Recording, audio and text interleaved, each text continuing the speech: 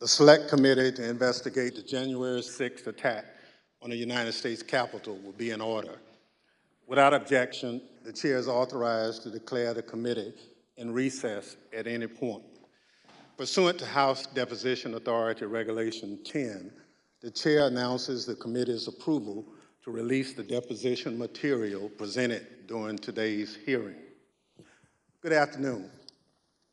At our last hearing, we told the story of a scheme driven by Donald Trump to pressure former Vice President Mike Pence to illegally overturn the election results. We showed that when the pressure campaign failed and Mike Pence fulfilled his constitutional obligation, Donald Trump turned a violent mob loose on him. We showed that the mob came within roughly 40 feet of the Vice President. Today, we'll show that what happened to Mike Pence wasn't an isolated part of Donald Trump's scheme to overturn the election. In fact, pressuring public servants into betraying their oaths was a fundamental part of the playbook. And a handful of election officials in several key states stood between Donald Trump and the upending of American democracy. As we begin today, it's important to remember when we count the votes for president, we count the votes state by state. For the most part, the candidates who win the popular vote in a state wins all the state's electoral college votes. And whoever wins a majority of the electoral college votes wins the presidency. So when Donald Trump tried to overturn the election results, he focused on just a few states. He wanted officials at the local and state level to say the vote was tainted by widespread fraud and throw out the results, even though, as we showed last week, there wasn't any voter fraud that could have overturned the election results. And like Mike Pence, these public servants wouldn't go along with Donald Trump's scheme. And when they wouldn't embrace the big lie and substitute the will of the voters with Donald Trump's will to remain in power, Donald Trump worked to ensure they faced the consequences.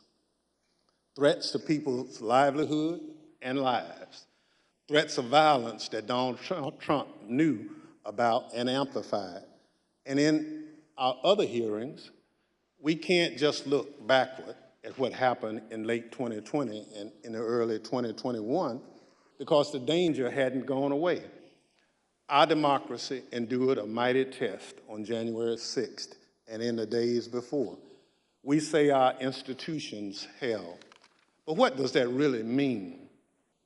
Democratic institutions aren't abstractions or ideas. They are local officials who oversee elections, secretaries of state, people in whom we placed our trust that they'll carry out their duties. But what if they don't? 2 weeks ago, New Mexico held its primary elections. One county commission refused to certify the results, citing vague, unsupported claims dealing with Dominion voting machines.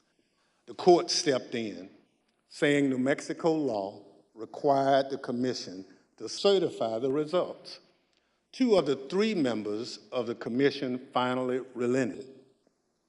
One still refused, saying his vote, quote, isn't based on any evidence, it's not based on any facts, it's only based on my gut feeling and my own intuition, and that's all I need.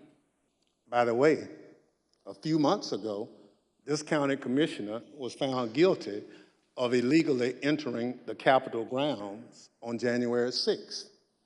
This story reminds us of a few things.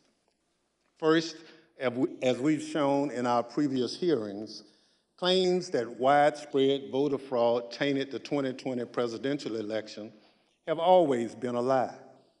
Donald Trump knew they were a lie, and he kept amplifying them anyway. Everything we described today, the relentless, destructive pressure campaign on state and local officials, was all based on a lie. Donald Trump knew it, he did it anyway. Second, the lie hasn't gone away. It's corrupting our democratic institutions. People who believe that lie are now seeking positions of public trust. And as seen in New Mexico, their oath to be to the people they serve will take a backseat to their commitment to the big lie. If that happens, who will make sure our institutions don't break under the pressure? We won't have close calls. We'll have a catastrophe. My distinguished colleague from California, Mr. Schiff, will present much of the Select Committee's finding on this matter. First, I'm pleased to recognize our Vice Chair, Ms. Cheney of Wyoming, for any opening statement she'd care to offer. Thank you very much, Mr. Chairman.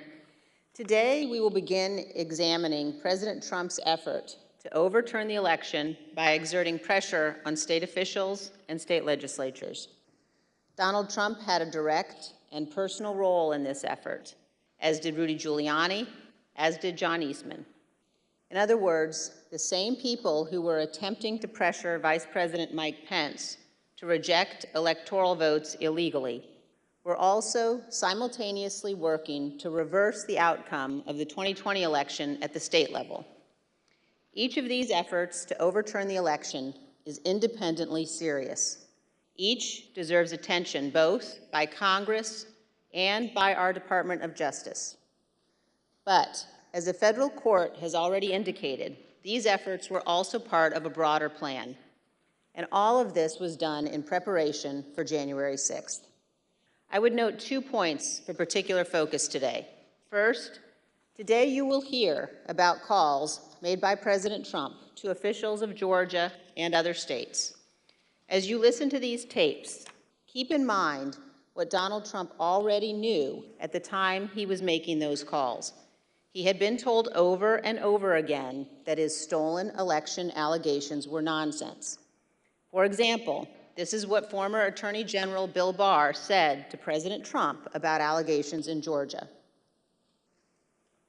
We took a hard look at this ourselves, and based on our review of it, including the interviews of the key witnesses, the Fulton County allegations had no merit. The ballots under the table were legitimate ballots. They weren't in a suitcase. They had been pre-opened for eventually feeding into the machine. All the stuff about the water leak and that there was some subterfuge involved. We felt there was some confusion, but there was no evidence of a subterfuge to create an opportunity to feed things into the count. And so we didn't see any evidence of fraud in the Fulton County episode. And Acting Deputy Attorney General Richard Donahue told Donald Trump this. And I said something to the effect of, sir, we've done dozens of investigations, hundreds of interviews. The major allegations are not supported by the evidence developed. Mr. Trump was told by his own advisors that he had no basis for his stolen election claims, yet he continued to pressure state officials to change the election results. Second, you will hear about a number of threats and efforts to pressure state officials to reverse the election outcome. One of our witnesses today, Gabriel Sterling, explicitly warned President Trump about potential violence on December 1st, 2020, more than a month before January 6th. You will see excerpts from that video repeatedly today. It has all gone too far. All of it. Joe DeGenova today asked for Chris Krebs, a patriot who ran CISA, to be shot. A 20-something tech in Gwinnett County today has death threats and a noose put out saying he should be hung for treason because he was transferring a report on batches from an EMS to a county computer so he could read it. It has to stop. Mr. President, you have not condemned these actions or this language. Senators, you have not condemned this language or these actions. This has to stop. We need you to step up, and if you're going to take a position of leadership, show some. My boss, Secretary Raffensperger, his address is out there. They have people doing caravans around their house. They've had people come onto their property. It has to stop. This is elections. This is the backbone of democracy, and all of you who have not said a damn word are complicit in this. The point is this: Donald Trump did not care about the threats of violence. He did not condemn them. He made no effort to stop them. He went forward with his fake allegations anyway. One more point. I would urge all of those watching today to focus on the evidence the committee will present. Don't be distracted by politics. This is serious. We cannot let America become a nation of conspiracy theories and thug violence. Finally, I want to thank our witnesses today for all of your service to our country. Today, all of America will hear about the selfless actions of these men and women who acted honorably to uphold the law, protect our freedom, and preserve our Constitution. Today, Mr. Chairman, we will all see an example of what truly makes America great. Thank you, Mr. Chairman. I yield back. Without objection, the chair recognizes the gentleman from California, Mr. Schiff, for an opening statement. Thank you, Mr. Chairman and Madam Vice Chair. On November 3rd, 2020, Donald Trump ran for re-election to the office of the presidency, and he lost. His opponent, Joe Biden, finished ahead in the key battleground states of Arizona, Michigan, Wisconsin, Pennsylvania, Georgia, and elsewhere. Nevertheless, and for the first time in history, the losing presidential candidate fought to hold on to power. As we have seen in previous hearings, he did so through a variety of means. On Election Day, he sought to stop the counting of the vote, knowing that the millions of absentee ballots elections officials would be counting on Election Day and thereafter would run strongly against him and deliver a victory to Joe Biden. Next, and when he could not stop the counting, he tried to stop state legislatures and governors from certifying the results of the election. He went to court and filed dozens of frivolous lawsuits, making unsubstantiated claims of fraud. When that too failed, he mounted a pressure campaign directed at individual state legislators to try to get them to go back into session and either declare him the winner, decertify Joe Biden as the winner, or send two slates of electors to Congress, one for Biden and one for him, and pressure Vice President Pence to choose him as the winner. But the state legislatures wouldn't go along with this scheme, and neither would the vice president. None of the legislatures agreed to go back into special session and declare him the winner. No legitimate state authority in the states Donald Trump lost would agree to appoint fake Trump electors and send them to Congress. But this didn't stop the Trump campaign either. They assembled groups of individuals in key battleground states and got them to call themselves electors, created phony certificates associated with these fake electors, and then transmitted these certificates to Washington and to the Congress to be counted during the joint session of Congress on January 6th. None of this worked. But according to Federal District Judge David Carter, former President Trump and others likely violated multiple federal laws by engaging in this scheme, including conspiracy to defraud the United States. You will hear evidence of the former president and his top advisors' direct involvement in key elements of this plot, or what Judge Carter called a coup in search of a legal theory. For as the judge explained, President Trump's pressure campaign to stop the electoral count did not end with Vice President Pence. It targeted every tier of federal and state elected officials, convincing state legislatures, he said, to certify competing electors was essential to stop the count and ensure President Trump's re-election. As we have seen in our prior hearings, running through this scheme was a big lie that the election was plagued with massive fraud and somehow stolen. You'll remember what the president's own Attorney General, Bill Barr, said he told the president about these claims of massive fraud affecting the outcome of the election.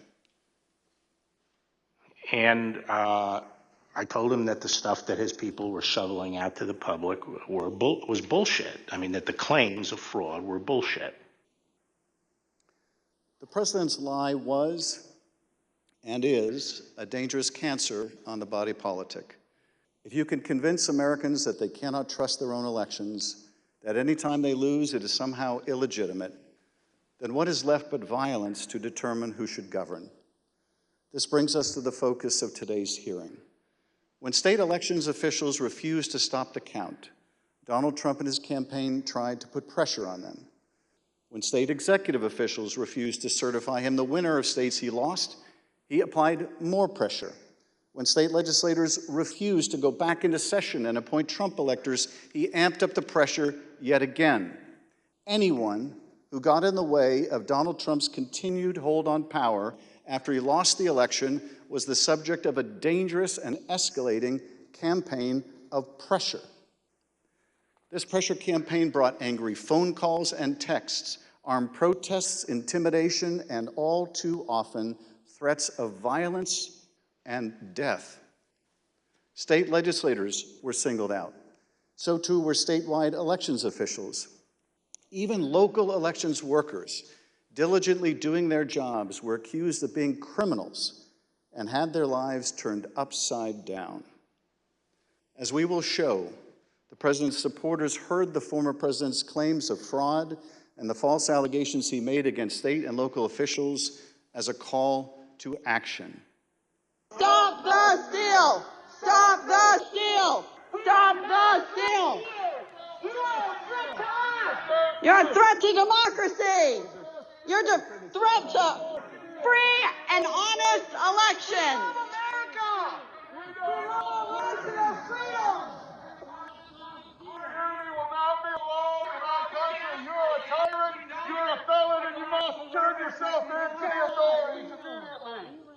And then about 45 minutes later, we started to hear the noises outside my home, and my stomach sunk, and I thought, it's me. And then it's just, we don't know what's gonna, I mean, the uncertainty of that was what was the fear. Like, are they coming with guns? Are they gonna attack my house? I'm in here with my kid, I'm trying to put him to bed. And so it was, that was the scariest moment, just not knowing what was gonna happen. This pressure campaign against state and local officials spanned numerous contested states, as you will see in this video produced by the Select Committee.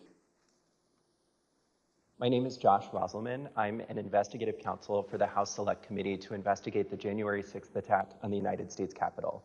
Beginning in late November 2020, the president and his lawyers started appearing before state legislators, urging them to give their electoral votes to Trump, even though he lost the popular vote. I represent President Trump along with Jenna Ellis, and this is our fourth or fifth hearing. This election has to be turned around because we won Pennsylvania by a lot, and we won all of these swing states by a lot. This was a strategy with both practical and legal elements. The Select Committee has obtained an email from just 2 days after the election in which a Trump campaign lawyer named Cleta Mitchell asked another Trump lawyer, John Eastman, to write a memo justifying the idea. When do you remember this coming up as an option in the post-election period for the first time? Right after the election. It might have been before the election. Eastman prepared a memo attempting to justify this strategy, which was circulated to the Trump White House, Rudy Giuliani's legal team, and state legislators around the country. And he appeared before the Georgia State Legislature to advocate for it publicly. You could also do what the Florida legislature was prepared to do, which is to adopt a slate of electors yourselves.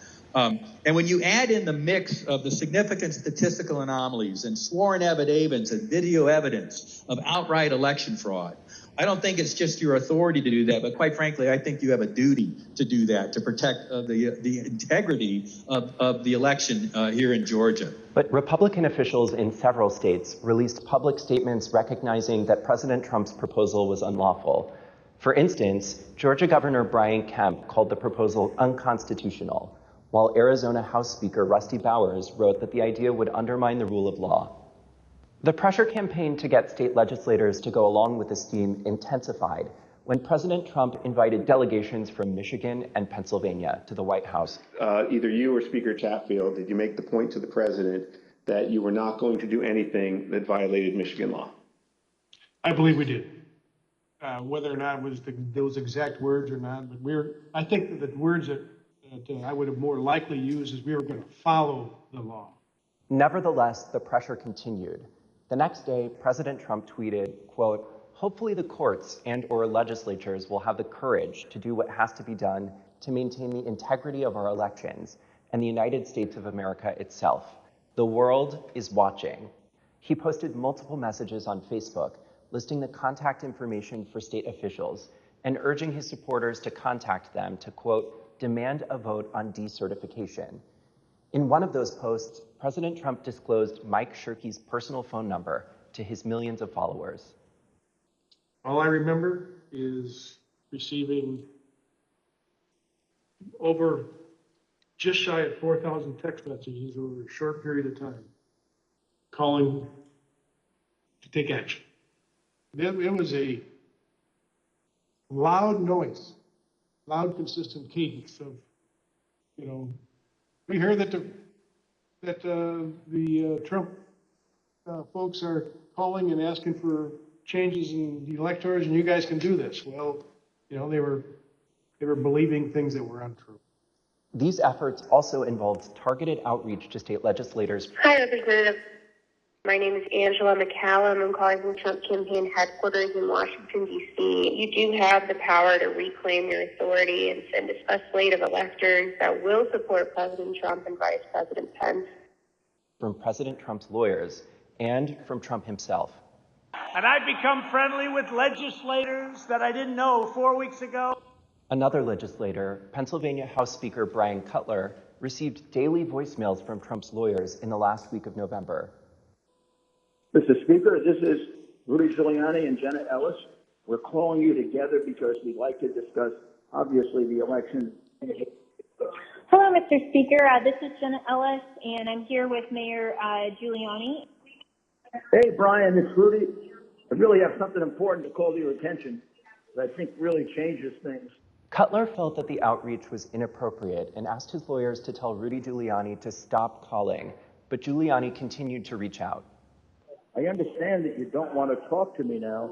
I just want to bring some facts to your attention and talk to you as a fellow Republican. On December 30th, Trump ally Steve Bannon announced a protest at Cutler's home. We're getting on the road and we're going down to Cutler. We're going to start going to offices, and if we have to, we're going to go to homes, and we're going to let them know what we think about them. There were multiple protests. I actually don't remember the exact number. There was at least 3, I think, outside either my district office or my home. And you're correct, my son, my then 15-year-old son, was home by himself for the first one. All of my personal information was doxed online. It was my personal email, my personal cell phone, my home phone number. In fact, we had to disconnect our home phone for about 3 days because it would ring all hours of the night and would fill up with messages. Brian Cutler, we're outside. Clerks facing felony charges in Michigan. Poll watchers denied access in Pennsylvania. These ads were another element in the effort. The Trump campaign spent millions of dollars running ads online and on television. The evidence is overwhelming. Call your governor and legislators. Demand they inspect the machines and hear the evidence. Public pressure on state officials often grew dangerous in the lead up to January 6th. Let us in! Let us in! Let us in! Let us in! Special session! Special session! Special session! We'll light the whole shit on fire. What are we going to do? What can you and I do to a state legislator besides tell them? Although we should not do that. I'm not advising that, but I mean, what else can you do, right? The punishment for treason is death. The state pressure campaign and the danger it posed to state officials and to state capitals around the nation was a dangerous precursor to the violence we saw on January 6th at the U.S. Capitol. Today you will hear from Rusty Bowers, the Republican Speaker of the Arizona House of Representatives. He will tell us about his conversations with the president, with Rudy Giuliani and John Eastman, and what the president's team asked of him and how his oath of office would not permit it. You will then hear from Brad Raffensperger, the Republican Secretary of State of Georgia, who Trump directed to, quote, find 11,780 votes that did not exist, but just the exact number of votes needed to overtake Joe Biden. You will also hear from Gabriel Sterling, the chief operating officer, his chief operating officer, about the spurious claims of fraud in the elections in Georgia, and who, responding to a cascading set of threats to his elections team, warned the president to stop, that someone was going to get killed. And you will hear from Wandrea Shea Moss, a former local elections worker in Fulton County, Georgia, about how all of the lies about the election impacted the lives of real people who administer our elections and still do. You will hear what they experienced when the most powerful man in the world, the President of the United States, sought to cling to power after being voted out of office by the American people. The system held, but barely. And the system held because people of courage, Republicans and Democrats, like the witnesses you will hear today, put their oath to the country and Constitution above any other consideration. They did their jobs, as we must do ours. Thank you, Mr. Chairman, and I yield back. I now welcome our first panel of witnesses. We're joined today by a distinguished legislator from Arizona, Rusty Bowers, who's a Republican Speaker of the Arizona House of Representatives. Mr. Bowers was first elected to the state legislature in 1993 and has served as Speaker since 2019. Welcome, Speaker Bowers. Brad Raffensperger is the 29th Secretary of State of Georgia, serving in this role since 2019. As an elected official and a Republican, Secretary Raffensperger is responsible for supervising elections in Georgia and maintaining the state's public records. Welcome, Mr. Secretary. Gabriel Sterling is the Chief Operating Officer in the Georgia Secretary of State's office. Mr. Sterling was the statewide voting systems implementation manager for the 2020 election in Georgia, responsible for leading the Secretary of State's response to the COVID pandemic and rolling out modernized voting equipment. I will swear in our witnesses. The witnesses will please stand and raise their right hand. Do you swear or affirm on the penalty of perjury that the testimony you're about to give is the truth, the whole truth, and nothing but the truth, so help you God? Thank you. Please be seated. Let the record reflect that the witnesses answered in the affirmative. Speaker Bowers, thank you for being with us today. You're the Speaker of the Arizona House and a self-described conservative Republican. You campaigned for President Trump and with him during the 2020 election. Is it fair to say that you wanted Donald Trump to win a second term in office? Please. Yes, sir. Thank you. And is it your understanding that President Biden was the winner of the popular vote in Arizona in 2020? Yes, sir. Thank you. Pursuant to Section 5C8 of House Resolution 503, the chair recognizes the gentleman from California, Mr. Schiff, for questions.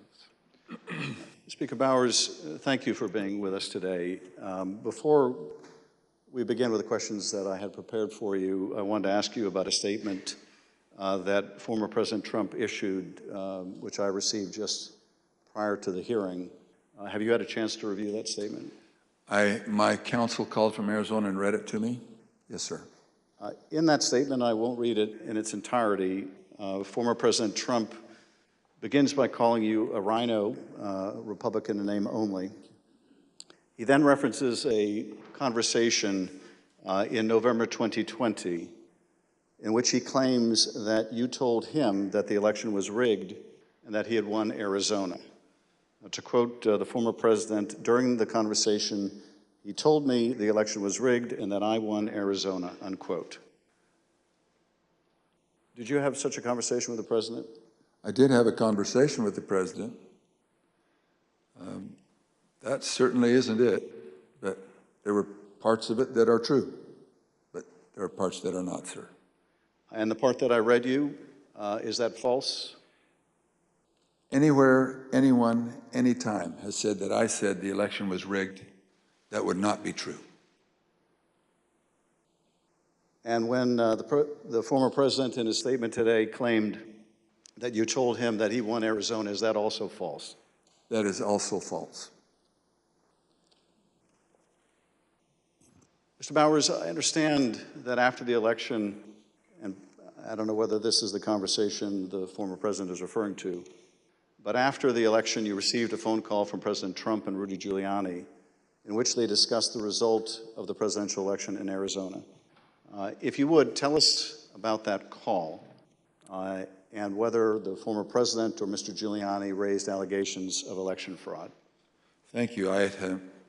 My wife and I had returned from attending our church meetings. It was on a Sunday, and we were still in the driveway, and I had received a call from a colleague telling me that the White House was trying to get in touch with her and I, and that she said, please, if you get a call, let's try to take this together.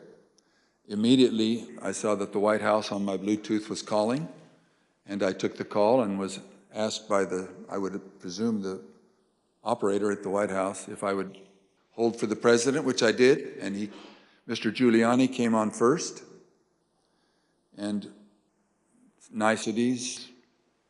Then Mr. Trump, President Trump, then President Trump came on, and we initiated a conversation. And during that conversation, did you ask Mr. Giuliani for proof of these allegations of fraud that he was making? On multiple occasions, yes. And when you asked him for evidence of this fraud, what did he say? He said that they did have proof, and I asked him, do you have names? For example, we have 200,000 illegal immigrants, some large number, 5,000 or 6,000 dead people, etc. And I said, do you have their names? Yes. Will you give them to me? Yes. The president interrupted and said, give the man what he needs, Rudy. He said, I will. And that happened on at least 2 occasions, that interchange in the conversation. So Mr. Giuliani was claiming in the call that there were hundreds of thousands of undocumented people and thousands of dead people who had purportedly voted in the election? Yes. And you asked him for evidence of that? I did. And did you ever receive from him that evidence either during the call, after the call, or to this day? Never. What was the ask during this call? He was making these allegations of fraud, but he had something or a couple things that they wanted you to do. What were those? The ones I remember were first that we would hold, that I would allow an official committee at the Capitol so that they could hear this evidence and that we could take action thereafter. And I refused. I said, up to that time, the circus, I called it a circus, had been brewing with lots of demonstrations, both at the counting center, at the Capitol, and other places. And I didn't want to have that in the House. I did not feel that the evidence, granted in its absence, merited a hearing, and I didn't want to be used as a pawn if there was some other need that the committee hearing would fulfill. So that was the first ask, that we hold an official committee hearing. And what was his second ask? I said, to what end? To what end the hearing? He said, well, we have heard by an official high up in the Republican legislature that there is a legal theory or a legal ability in Arizona that you can remove the electors of President Biden and replace them. And we would like to have the legitimate opportunity through the committee to come to that end and remove that. And I said, that's That's that's totally new to me. I've never heard of any such thing. And he pressed that point, and I said, look, you are asking me to do something that is counter to my oath when I swore to the Constitution to uphold it, and I also swore to the Constitution and the laws of the state of Arizona, and this is totally foreign as an idea or a theory to me, and I would never do anything of such magnitude without deep consultation with qualified attorneys. And I said, I've got some good attorneys, and I'm going to give you their names. But you're asking me to do something against my oath, and I will not break my oath. And I think that was up to that point. During the conversation, and you heard, I think, when we played a snippet of Mr. Giuliani calling other state legislators and saying that he was calling us essentially a fellow Republican, did he make a similar appeal to you or bring up the fact that you shared a similar party? Whether it was in that call or in a later meeting, he did bring that up more than once. And how would he bring that up? He would say, aren't we all Republicans here? I would think we would get a better reception. I mean, I would think you would listen a little more open to my suggestions that we're all Republicans. And this evidence that you asked him for that would justify this extraordinary step, I think you said they never produced. Why did you feel, either in the absence of that evidence or with it, what they were asking you to do would violate your oath to the Constitution? First of all, when the people, and in Arizona, I believe it was some 40 plus years earlier, the legislature had established the manner of electing our officials, or the electors for the presidential race.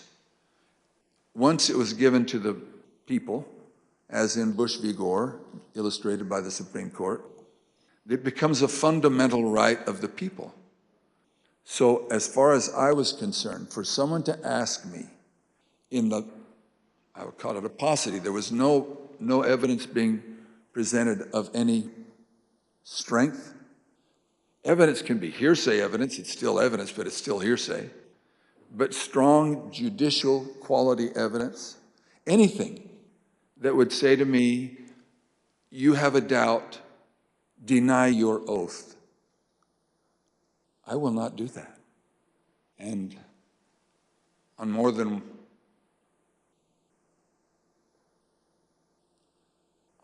one occasion throughout all this, that has been brought up, and it is a tenet of my faith that the Constitution is divinely inspired of my most basic foundational beliefs. And so for me to do that because somebody just asked me to is foreign to my very being. I will not do it. During that conversation, Speaker Bowers, did you ask him if what he was proposing had ever been done before? I did. And what did he say? He said, well, I'm not familiar with Arizona law or any other laws, but I don't think so. And that also was brought up in other conversations, both with him and with John Eastman and others. Speaker Bowers, I understand that a week after that call, Mr. Giuliani appeared with others associated with President Trump's effort to overturn the result of the election at a purported legislative hearing in a hotel ballroom in Phoenix. Was this an official hearing of the state legislature? It was not. And why was it not a real or official hearing of the legislature? A legislator can hold a group meeting. You can call it a hearing. But when they ask me to have an official hearing, we establish it by protocols, public notice, etc. It's typically held at the Capitol, but doesn't need to be. We can authorize a hearing off campus. And in this case, I had been asked on several occasions to allow a hearing. I had denied it, but said, you're free to hold a meeting, any meeting you want, to the person who asked, and which he ultimately did. I think he was a little frustrated, but he ultimately did. This meeting was the same day, I believe, that the governor of Arizona, Doug Ducey, certified Biden as the winner of the presidential election in Arizona. Did you meet with Mr. Giuliani and his associates while they were in Phoenix sometime after that purported legislative hearing at the hotel? Yes, I did, sir. And at that meeting, did Mr. Giuliani raise any specific allegations of election fraud again? His initial comments were, again, the litany of groups of illegal individuals or people deceased, etc. And he had brought that up, and I wasn't alone in that meeting. There were others, and other members of the Senate aggressively questioned him. And then I proceeded to question him on the proof that he was going to bring me, etc. But he did bring those up, yes. And these other legislators were also Republican members of the Senate? They were, yes, sir. And did they also press him for proof of these allegations? They pressed him very strongly, two of them especially, very strongly. And at some point, did Mr. Giuliani ask one of the other attorneys on his team to help him out with the evidence? He did. He asked Jenna Ellis, who was sitting to his right. One thing was, that it was more to the point of, was there sufficient evidence or action that we could justify the recalling of the electors? But at that part of the conversation, I know he referred to someone else. But he did ask, do we have the proof, to Jenna, Miss Ellis? And she said, yes. And I said, I want the names. Do you have the names? Yes. Do you have how they voted? We have all the information. I said, can you get to me that information? Did you bring it with you? She said, no. Both Mr. Giuliani asked her and I asked generally if they'd brought it with them. She said, no, it's not with me, but we can get it to you. And I said, then you didn't bring me the evidence, which was repeated in different iterations for some period of time. At some point, did one of them make a comment that they didn't have evidence, but they had a lot of theories? That was Mr. Giuliani. And what exactly did he say and how that come up? My recollection, he said, we've got lots of theories, we just don't have the evidence. And I don't know if that was a gaffe or maybe he didn't think through what he said, but both myself and others in my group, the three in my group and my council, both remembered that specifically, and afterwards we kind of laughed about it. And getting back to the ask in that phone call that preceded this meeting, he wanted you to have the legislature dismiss the Biden electors and replace them with Trump electors on the basis of these theories of fraud? He did not say it in those exact words, but he did say that Arizona law, according to what he understood, that would be allowed and that we needed to come into session to take care of that, which initiated a discussion about, again, what I can legally and not legally do, and I can't go into session in Arizona unilaterally or on my sole prerogative. In this meeting or at any other later time, did anyone provide you with evidence of election fraud sufficient to affect the outcome of the presidential election in Arizona? No one provided me ever such evidence. The Select Committee has uncovered evidence in the course of our investigation that at Stop the Steal protests at state capitals across the country, there were individuals with ties to the groups or parties involved in the January 6th attack on the U.S. Capitol. One of those incursions took place in the Arizona House of Representatives building, as you can see in this footage.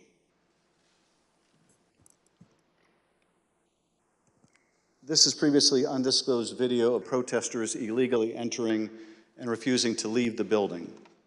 One of the individuals prominently shown in this video is Jacob Chansley. Perhaps better known as the QAnon shaman, this rioter entered the Capitol on January 6th, was photographed leaving a threatening note on the dais in the U.S. Senate chamber, and was ultimately sentenced to 41 months in prison after pleading guilty to obstruction of an official proceeding. Other protesters who occupied the Arizona House of Representatives building included Proud Boys, while men armed with rifles stood just outside the entrance. I understand these protesters were calling for you by name, Speaker Bowers. Is that correct? That is correct. Speaker Bowers, did the president call you again in later in December? He did, sir.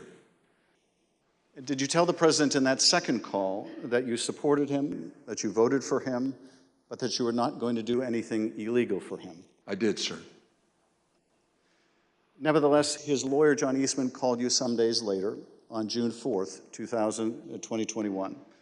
And he did have a very specific ask that would have required you to do just what you had already told the president you wouldn't do, something that would violate your oath. Is that correct? That's correct. It wasn't just me. I had my counsel and others on the call. And what did Dr. Eastman want you to do?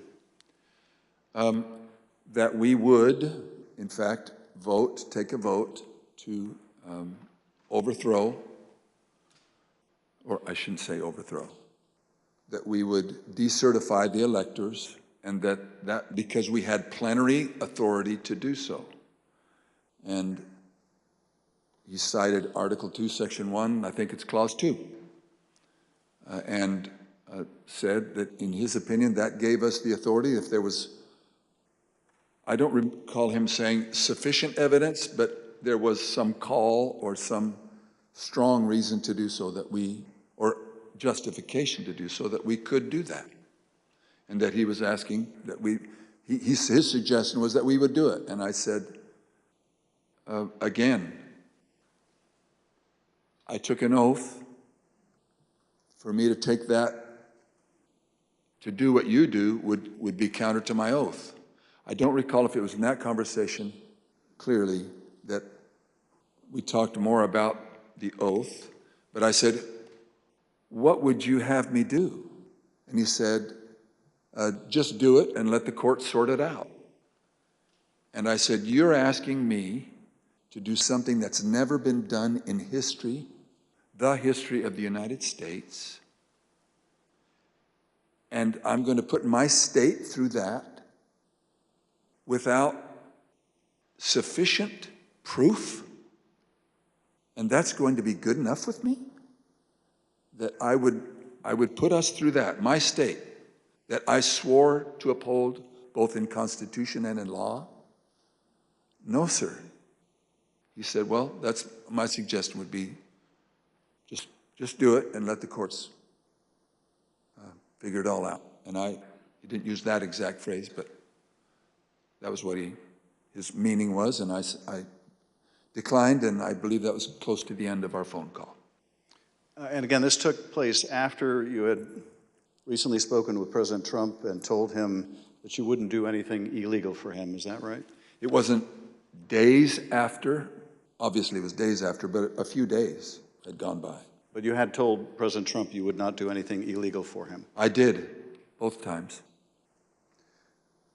And you told Dr. Eastman that you did not believe there was legal support to justify what he was asking, but he still wanted you to do it and effectively let the courts work it out? I've been warned, don't say things you think maybe he said, but I do remember him saying that the authority of the legislature was plenary and that you can do it. I said, then you should know that I can't even call the legislature into session without a 2/3 majority vote. We're only 30 plus 1. There's no way that could happen. But in your view, what he was asking you to do would have violated your oath to the Constitution, both the United States Constitution and the Constitution of the state of Arizona? Yes, sir.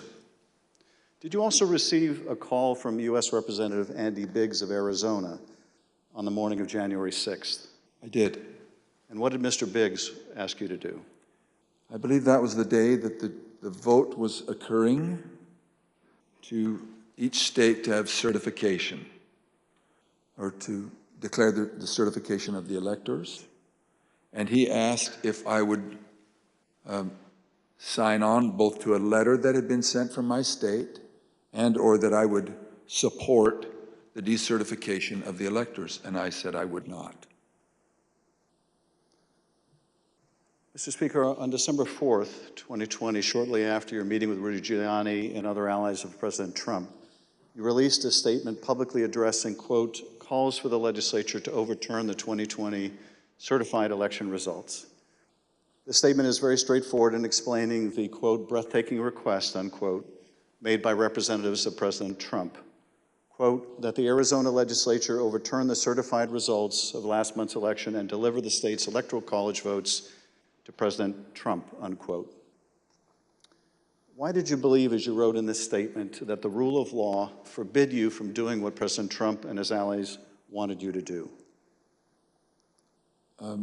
Representative, I'm sorry, I should be saying, Mr. Chairman, Representative Schiff, there's two sides to the answer. One is, what am I allowed to do, and what am I forbidden to do?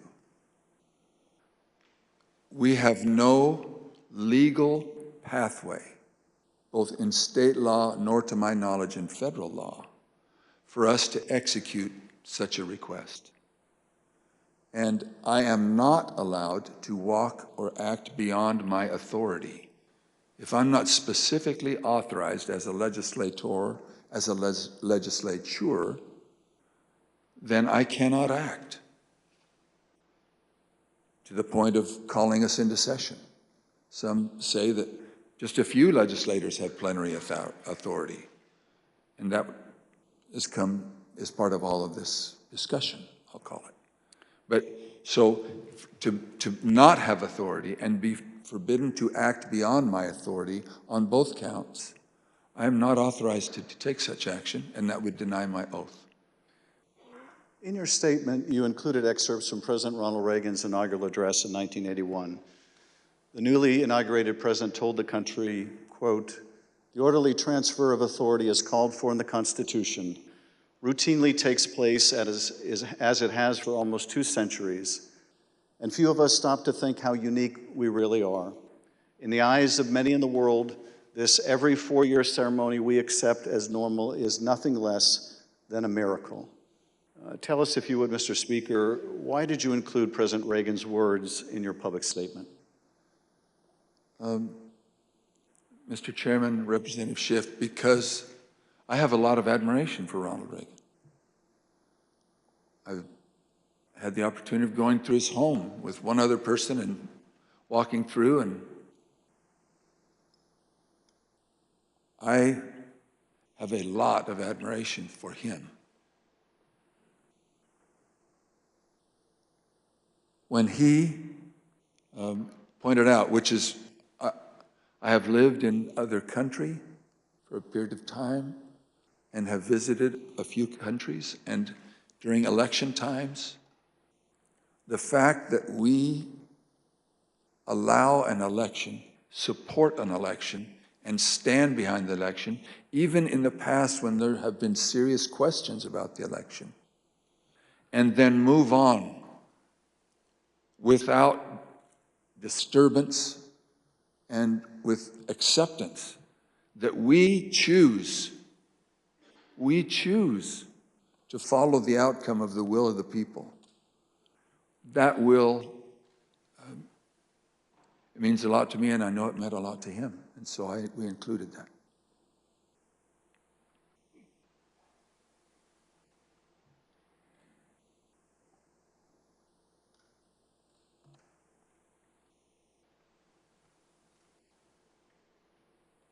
Thank you, Speaker Bowers. I now want to look even more deeply at the fake electors scheme. Every 4 years, citizens from all over the United States go to the polls to elect their president. Under our Constitution, when we cast our votes for president, we are actually voting to send electors pledged to our preferred candidate to the Electoral College. In December, the electors in each state meet, cast their votes, and send those votes to Washington. There is only one legitimate slate of electors from each state. On the 6th day of January, Congress meets in a joint session to count those votes, and the winner of the Electoral College vote becomes the president. In this next segment, you'll hear how President Trump and his campaign were directly involved in advancing and coordinating the plot to replace legitimate Biden electors with fake electors not chosen by the voters. You'll hear how this campaign convinced these fake electors to cast and submit their votes through fake certificates, telling them that their votes would only be used in the event that President Trump won his legal challenges. Yet when the president lost those legal challenges, when courts rejected them as frivolous and without merit, the fake elector scheme continued. At this point, President Trump's own lawyers, so-called Team Normal, walked away rather than participate in the plan. And his own White House counsel's office said that the plan was not legally sound. Let's play the following video produced by the Select Committee.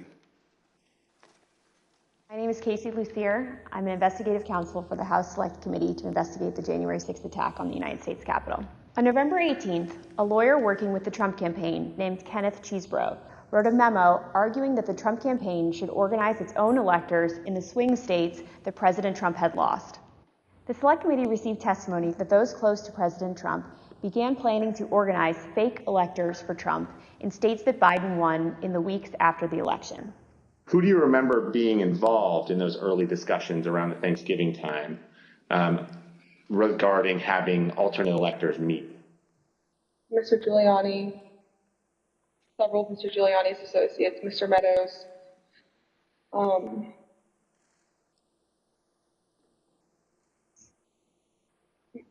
members of Congress, although it's difficult to distinguish if the members that I'm thinking of were involved during Thanksgiving or if they were involved as we progress through December. At the president's direct request, the RNC assisted the campaign in coordinating this effort. What did the president say when he called you?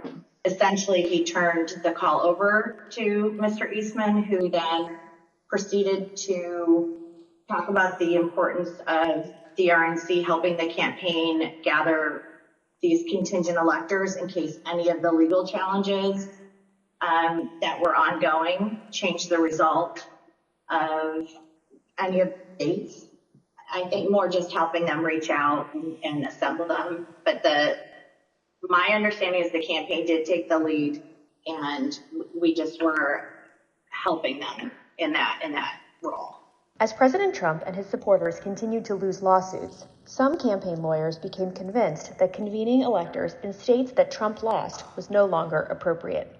I just remember I either replied or called somebody saying, unless we have litigation pending that's like in these states, like, I don't think this is appropriate, or, this isn't the right thing to do.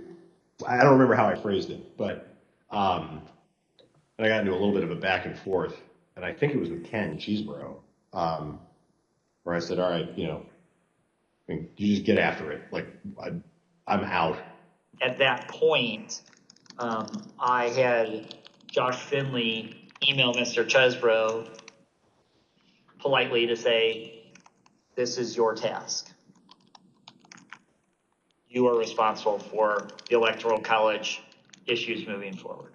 And this was my way of taking that responsibility to zero. The committee learned the White House counsel's office also felt the plan was potentially illegal. And so, to be clear, did you hear the White House counsel's office say that this plan to have alternate electors meet and cast votes for Donald Trump in states that he had lost was not legally sound? Yes, sir. And who was present for that meeting that you remember?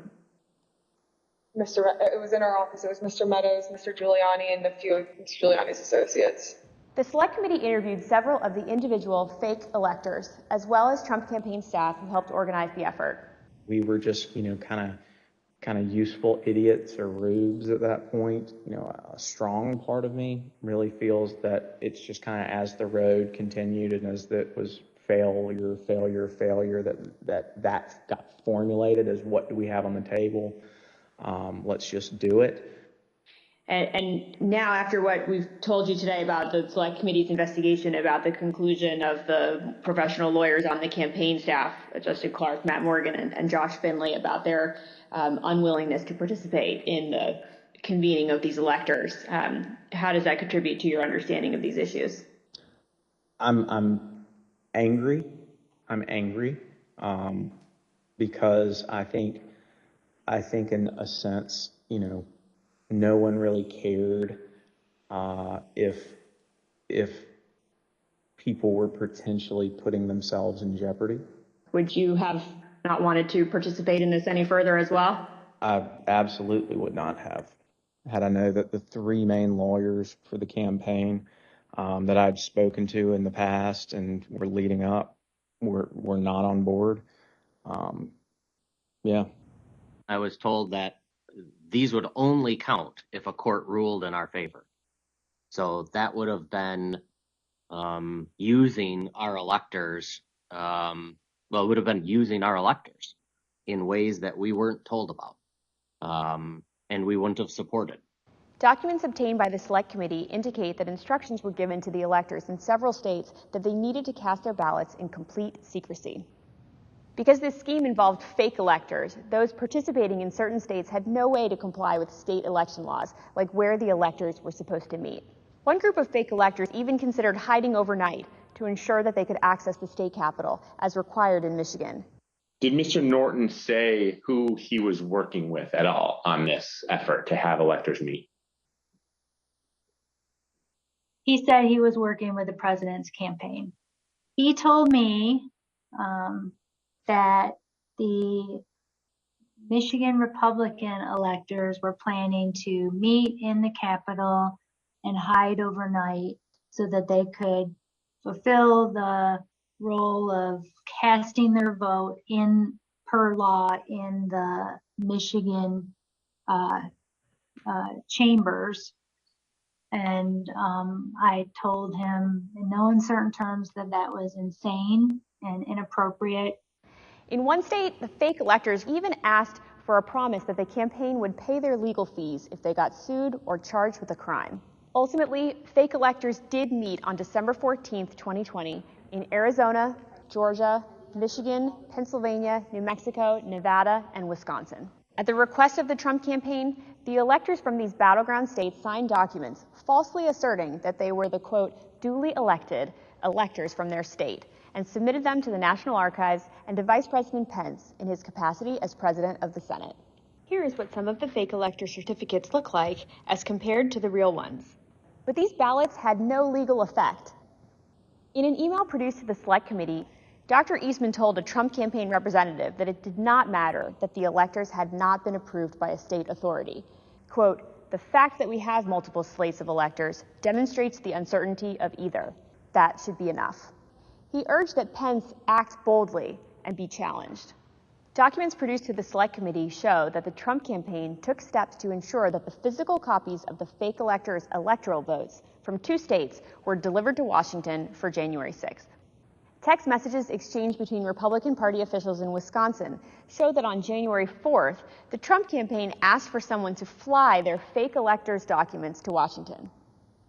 A staffer for Wisconsin Senator Ron Johnson texted a staffer for Vice President Pence just minutes before the beginning of the joint session. This staffer stated that Senator Johnson wished to hand-deliver to the Vice President the fake electors' votes from Michigan and Wisconsin. The Vice President's aide unambiguously instructed them not to deliver the fake votes to the Vice President. Even though the fake elector slates were transmitted to Congress and the executive branch, the Vice President held firm in his position that his role was to count lawfully submitted electoral votes. Joseph R. Biden, Jr. of the state of Delaware has received 306 votes.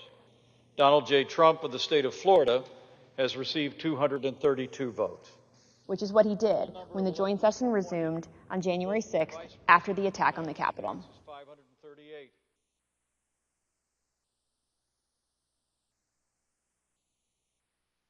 What we just heard in that video was an aide to the White House Chief of Staff telling this committee that the White House counsel's office felt that this fake electors plan was not legally sound. Nevertheless, the Trump campaign went forward with the scheme anyway. Speaker Bowers, were you aware that fake electors had met in Phoenix on December 14th and purported to cast electoral votes for President Trump? I was not. When you learned that these electors had met and sent their electoral votes to Washington, what did you think? Well, I thought of the book, The Gang That Couldn't Shoot Straight.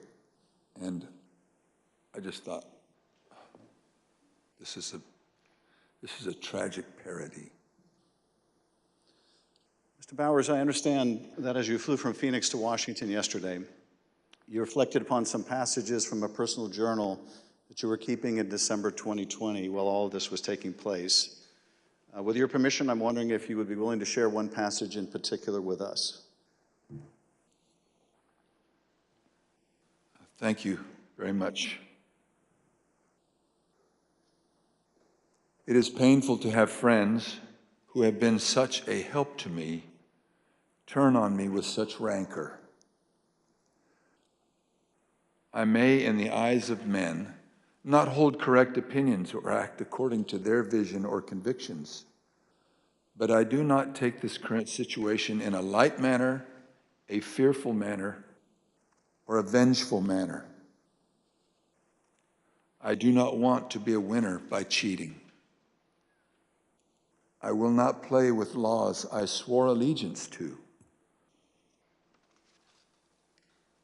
with any contrived desire towards deflection of my deep foundational desire to follow God's will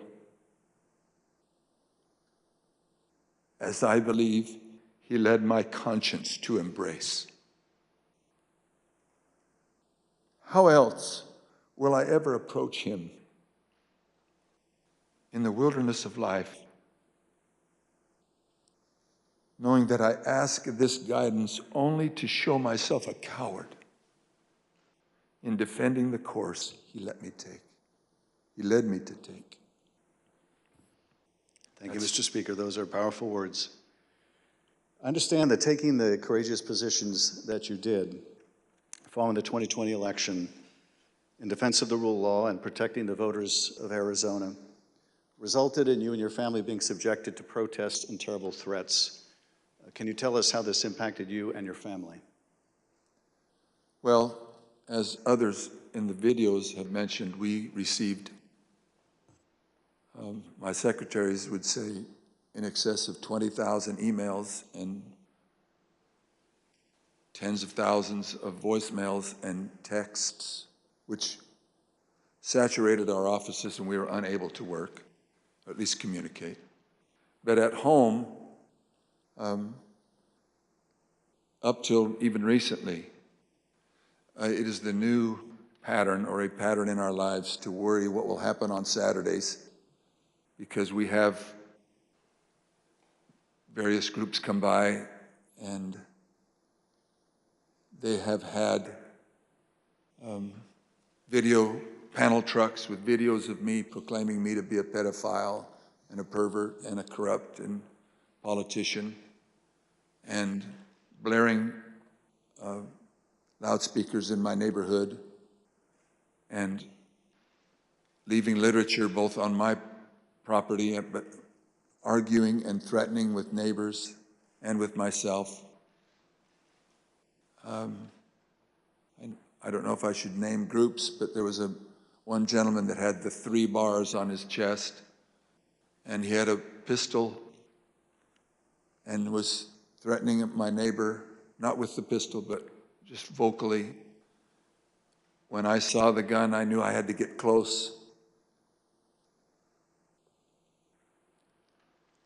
And at the same time, on some of these, we had a daughter who was gravely ill,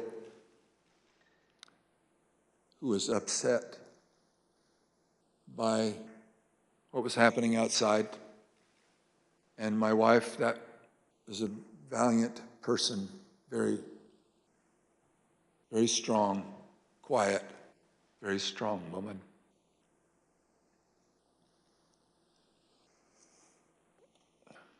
So it was disturbing. It was disturbing. Mr. Speaker, I want to thank you for your service to the state of Arizona and to the country. Mr. Chairman, at this point, I think it'd be appropriate to take a short recess. Accordingly, I reserve the balance of my time.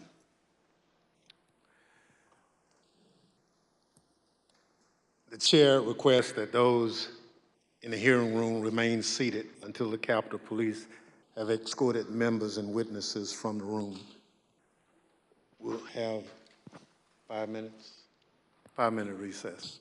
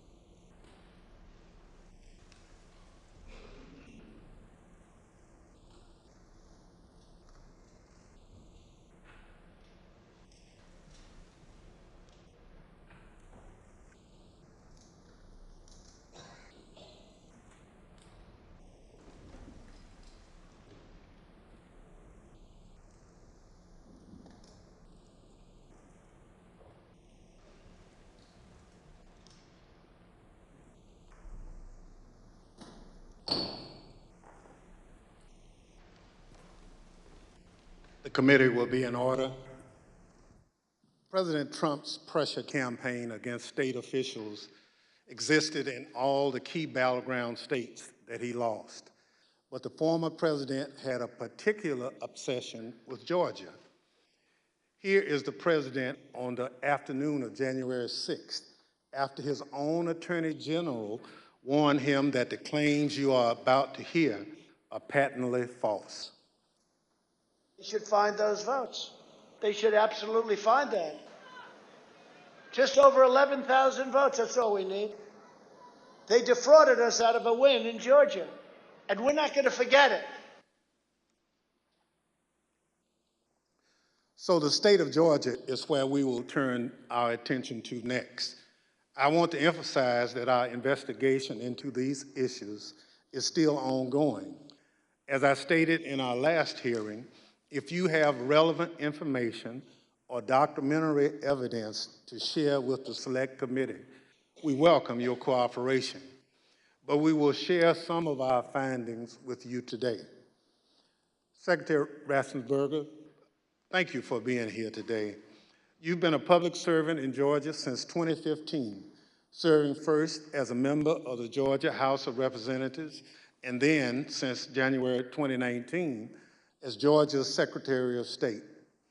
As a self-described conservative Republican, is it fair to say that you wanted President Trump to win the 2020 election? Yes, it is. Mr. Secretary, many witnesses have told the Select Committee that Election Day, November 3rd, 2020, was a largely uneventful day in their home states. In spite of the challenges of conducting an election during a pandemic, you wrote in the Washington Post that the election was, quote, successful. Tell us, what was your impression of how Election Day had proceeded in Georgia? On Election Day in November, our election went remarkably smooth. In fact, we meet at the GEMA headquarters. That's the Georgia Energy Emergency Management Association meeting location, but we were following wait times in line. In the afternoon, our average wait time was 3 minutes statewide that we were recording for various precincts, and it actually got down to 2 minutes. And at the end of the day, we felt that we had a successful election from the standpoint of the administration and the operation of the election. Thank you. The chair recognizes the gentleman from California, Mr. Schiff. Thank you, Mr. Chairman. Secretary Raffensperger, did Joe Biden win the 2020 presidential election in Georgia, and by what margin? President Biden carried the state of Georgia by approximately 12,000 votes. And Mr. Secretary, as I understand it, your office took several steps to ensure the accuracy of the vote count in Georgia, reviewing the vote count in at least 3 different ways. These steps included a machine recount, a forensic audit, and a full hand recount of every one of the 5 million ballots cast. Did these efforts, including a recount of literally every ballot cast in the state of Georgia, confirm the result? Yes, they did. We counted the ballots where the first tabulation would be scanned. Then when we did our 100% hand audit of the all 5 million ballots in the state of Georgia, all cast in place, all absentee ballots, they were all hand recounted, and they came remarkably close to the first count. And then upon the election being certified, President Trump, because he was within 0.5%, could ask for a recount. And then we recounted them again through the scanners, and we got remarkably the same count. 3 counts, all remarkably close, which showed that President Trump did come up short. Nevertheless, as you will see, the president and his allies began making numerous false allegations of voter fraud. False allegations that you and Mr. Sterling, among others, had to address. Mr. Sterling, thank you also for being here today. Following the 2020 election, in addition to your normal duties, I understand that you became a spokesperson to try to combat disinformation about the election and the danger it was creating for elections officials, among others. In a December 1 press conference, you addressed some of your remarks directly to President Trump. Let's take a look at what you said that day. Mr. President, it looks like you likely lost the state of Georgia. We're investigating. There's always a possibility. I get it. And you have the rights to go through the courts. What you don't have the ability to do, and you need to step up and say this, is stop inspiring people to commit potential acts of violence. Someone's going to get hurt, someone's going to get shot, someone's going to get killed. And it's not right. It's not right. Mr. Sterling, what prompted you to make these remarks? Mr. Schiff, we had a previously scheduled press conference that day, as we were in the habit of doing, trying to be as transparent as we could about the election and the counts going on. A little after lunch that day, lunchtime, I received a call from the project manager from Dominion Voting Systems, who was oddly, audibly shaken. She's not the kind of person I would assume would be that way. She has a master's from MIT, a graduate of the Naval Academy, and was very much on the ball and pretty unflappable. And she informed me about a young contractor they had who had been receiving threats from a video been posted by some QAnon supporters. And at that point, we had been steeping in this kind of stuff. So it was around us all the time. So I didn't take note of it more than adding to the pile of other stuff we were having to deal with. And I did pull up Twitter, and I scrolled through it, and I saw the young man's name. There was a particular tweet that, for lack of a better word, was a straw that broke the camel's back. Had the young man's name. It was a very unique name. I believe it was a first-generation American. And it said, had his name, "You committed treason. May God have mercy on your soul," with a slowly twisting gif of a noose. And for lack of a better word, I lost it. I just got irate. My boss was with me at the time, the Deputy Secretary, Jordan Fuchs, and she could tell that I was angry. I tend to turn red from here up when that happens, and that happened at that time. And she called Secretary Raffensperger to say, "We're seeing these kind of threats, and Gabe thinks we need to say something about it." And the Secretary said yes, and that's what prompted me to do what I did. I lost my temper, but it seemed necessary at the time because it was just getting worse. And I could not tell you why that particular one was the one that put me over the edge, but it did.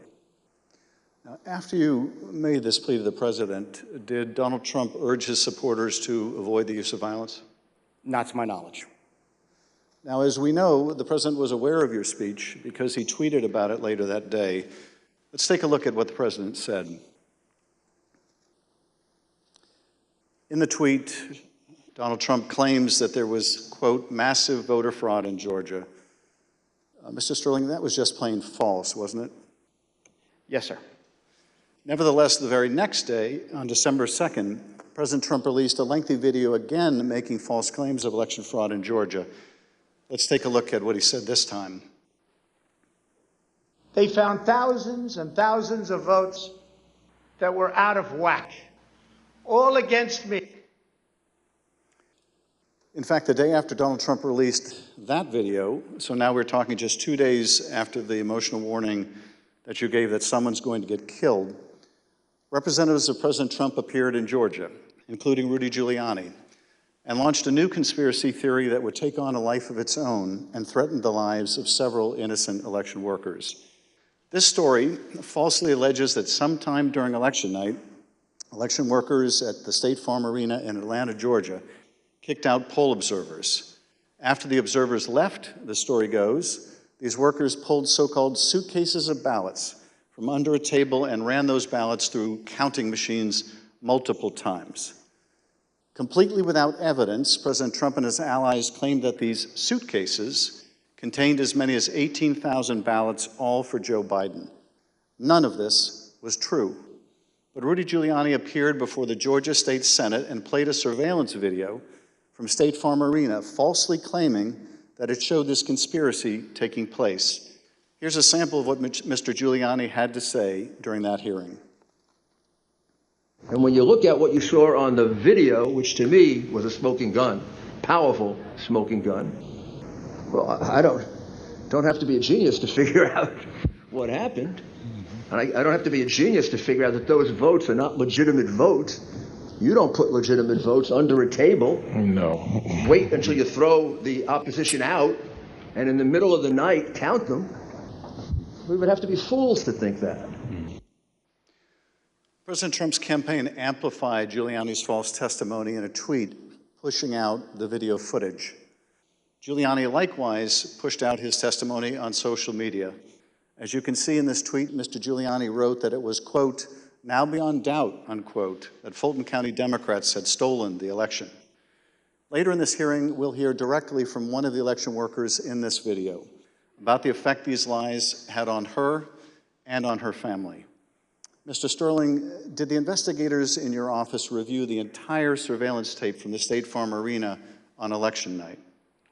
They actually reviewed approximately 48 hours going over the time period where action was taking place at the counting center at State Farm Arena. And what did the tape actually show? Depending on which time you want to start, because as was mentioned, this conspiracy theory took on a life of its own, where they conflated a water main break that wasn't a water main break and throwing observers out and a series of other things. What it actually showed was Fulton County election workers engaging in normal ballot processing. One of the things that was very frustrating was the so-called suitcases of ballots from under the table. If you watch the entirety of the video, you saw that these were election workers who were under the impression they were going to get to go home around 10:30. People are putting on their coats. They're putting ballots that are prepared to be scanned into ballot carriers that are then sealed with tamper-proof seals so that they can, they're not messed with. It's an interesting thing because you watch there's 4 screens of the video, and as you're watching it, you can see the election monitors in the corner with the press as they're taking these ballot carriers and putting them under the table. You see it there. One of the other hidden ones, if you looked at the actual tape, was on the outside of the table, just from the camera angle. You couldn't see it originally. And this goes under the no good deed goes unpunished. We were told, we were at GEMA, as the secretary pointed out, and we were told that it looked like they were shutting down the Fulton County counting. The secretary expressed some displeasure at that because we wanted to everybody keep counting so we could get to the results and know what was happening. So our elections director called their elections director, who was at another location because this was election day. There was 2 different places where ballot things were being done by the Fulton County office. So he called the elections director of Fulton, then called Ralph Jones, who was at the State Farm Arena, and said, what the heck are you doing? Go ahead and stay. And as you watch the video itself, you see him take the phone call as people are putting things away and getting ready to leave. And you can tell for about 15, 20 seconds, he does not want to tell these people they have to stay. He walks over, he thinks about it for a second, you see him come back to the corner of a desk and kind of slumps his shoulders and says, okay, y'all, we got to keep on counting. And then you see him take their coats off, get the ballots out. And then a secondary thing that you'll see on there is you'll have people who are counting ballots who a batch will go through, they will take them off and run that through again. What happens there is a standard operating procedure. If there's a misscan, if there's a misalignment, if it doesn't read right, these are high-speed, high-capacity scanners. So 3 or 4 will go through after a misscan. You have to delete that batch and put it back through again. And by going through the hand tally, as the secretary pointed out, we showed that if there had been multiple ballots scanned without a corresponding physical ballot, your counts would have been a lot higher than the ballots themselves. And by doing the hand tally, we saw 2 specific numbers that were met. The hand tally got us to a 0.1053% off of the total votes cast and 0.0099% on the margin, which is essentially dead-on accurate. Most academic studies say on a hand tally you'll have between 1% and 2%, but because we use ballot marking devices where it's very clear what the voter intended, it made it a lot easier for us to conduct that hand count and show that none of that was true. Now, I understand that when you reviewed these tapes and did the analysis, it disproved this conspiracy theory. But you still had to take a lot of steps to try to make sure the public knew the truth about these allegations. And you did frequent briefings for the press. Let's take a look at one of those press briefings, Mr. Sterling, that you held on December 7th to make the point that you just did today. Move on to what I'm going to call Disinformation Monday. Out of the gate, many of y'all saw the videotape from State Farm Arena. I spent hours with our post-certified investigators, Justin Gray from WSB, spent hours with us going over this video to explain to people that what you saw, the secret suitcases with magic ballots, were actually ballots that had been packed into those absentee ballot carriers by the workers in plain view of the monitors and the press. And what's really frustrating is the president's attorneys had this same videotape. They saw the exact same things the rest of us could see, and they chose to mislead state senators and the public about what was on that video. I'm quite sure that they will not characterize the video if they try to enter into evidence, because that is the kind of thing that could lead to sanctions, because it's obviously untrue. They knew it was untrue, and they continue to do things like this. Mr. Sterling, despite the efforts by your office to combat this misinformation by speaking out publicly and through local media, you were unable to match the reach of President Trump's platform and social media megaphone spreading these false conspiracy theories. What was it like to compete with a president who had the biggest bully pulpit in the world to push out these false claims? For lack of a better word, it was frustrating, but oftentimes I felt our information was getting out, that there was a reticence of people who needed to believe it because the President of the United States, whom many looked up to and respected, was telling them it wasn't true, despite the facts. And I have characterized at one point, it was kind of like a shovel trying to empty the ocean. And yes, it was frustrating. I even have, family members who I had to argue with about some of these things, and I would show them things, and the problem you have is you're getting to people's hearts. I remember there's one specific, an attorney that we know that we showed and walked him through. This wasn't true. Okay, I get that. This wasn't true. Okay, I get that. This wasn't 5 or 6 things. But at the end, he goes, I just know in my heart they cheated. That's just, and so once you get past the heart, the facts don't matter as much. And our job, from our point of view, is to get the facts out, do our job, tell the truth, follow the Constitution, follow the law, and defend the institutions, and the institutions held. Let's take a look at what you were competing with. This is the former president speaking in Georgia on December 5th. Evidence of fraud is overwhelming, and again, I'm going to ask you to look up at that very, very powerful and very expensive screen. Hidden cases of possible ballots are rolled out from under a table. 4 people under a cloud of suspicion. So, if you just take the crime of what those Democrat workers were doing, and by the way, there was no water main break. They said there was no water main break. That's 10 times more than I need to win this state. 10 times more. It's 10 times, maybe more than that, but it's 10 times more because we lost by a very close number. In this committee's hearing last Monday, we heard from senior federal law enforcement officials, from the senior-most federal law enforcement official in Atlanta at the time, U.S. Attorney for the Northern District, B.J. Pack, as well as former Attorney General Bill Barr. They both testified that the allegations were thoroughly investigated and found to have no merit. Here is U.S. Attorney Pack. Particular to Attorney General Barr, I told him that we looked into it. We've done several things, including interviewing the witnesses. I listened to the tapes and reviewed the videotape myself, and that there was nothing there. Giuliani was wrong in representing that this was a suitcase full of ballots. And here's what Attorney General Bill Barr had to say about the same allegations.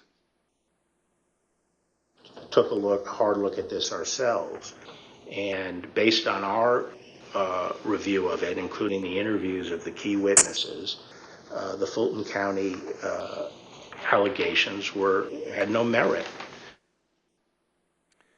We also have testimony from senior Department of Justice officials establishing that they specifically told President Trump that these allegations had been thoroughly investigated and were completely without merit. Here is Acting Deputy Attorney General Richard Donahue describing a phone conversation in which he specifically told President Trump that these allegations were false.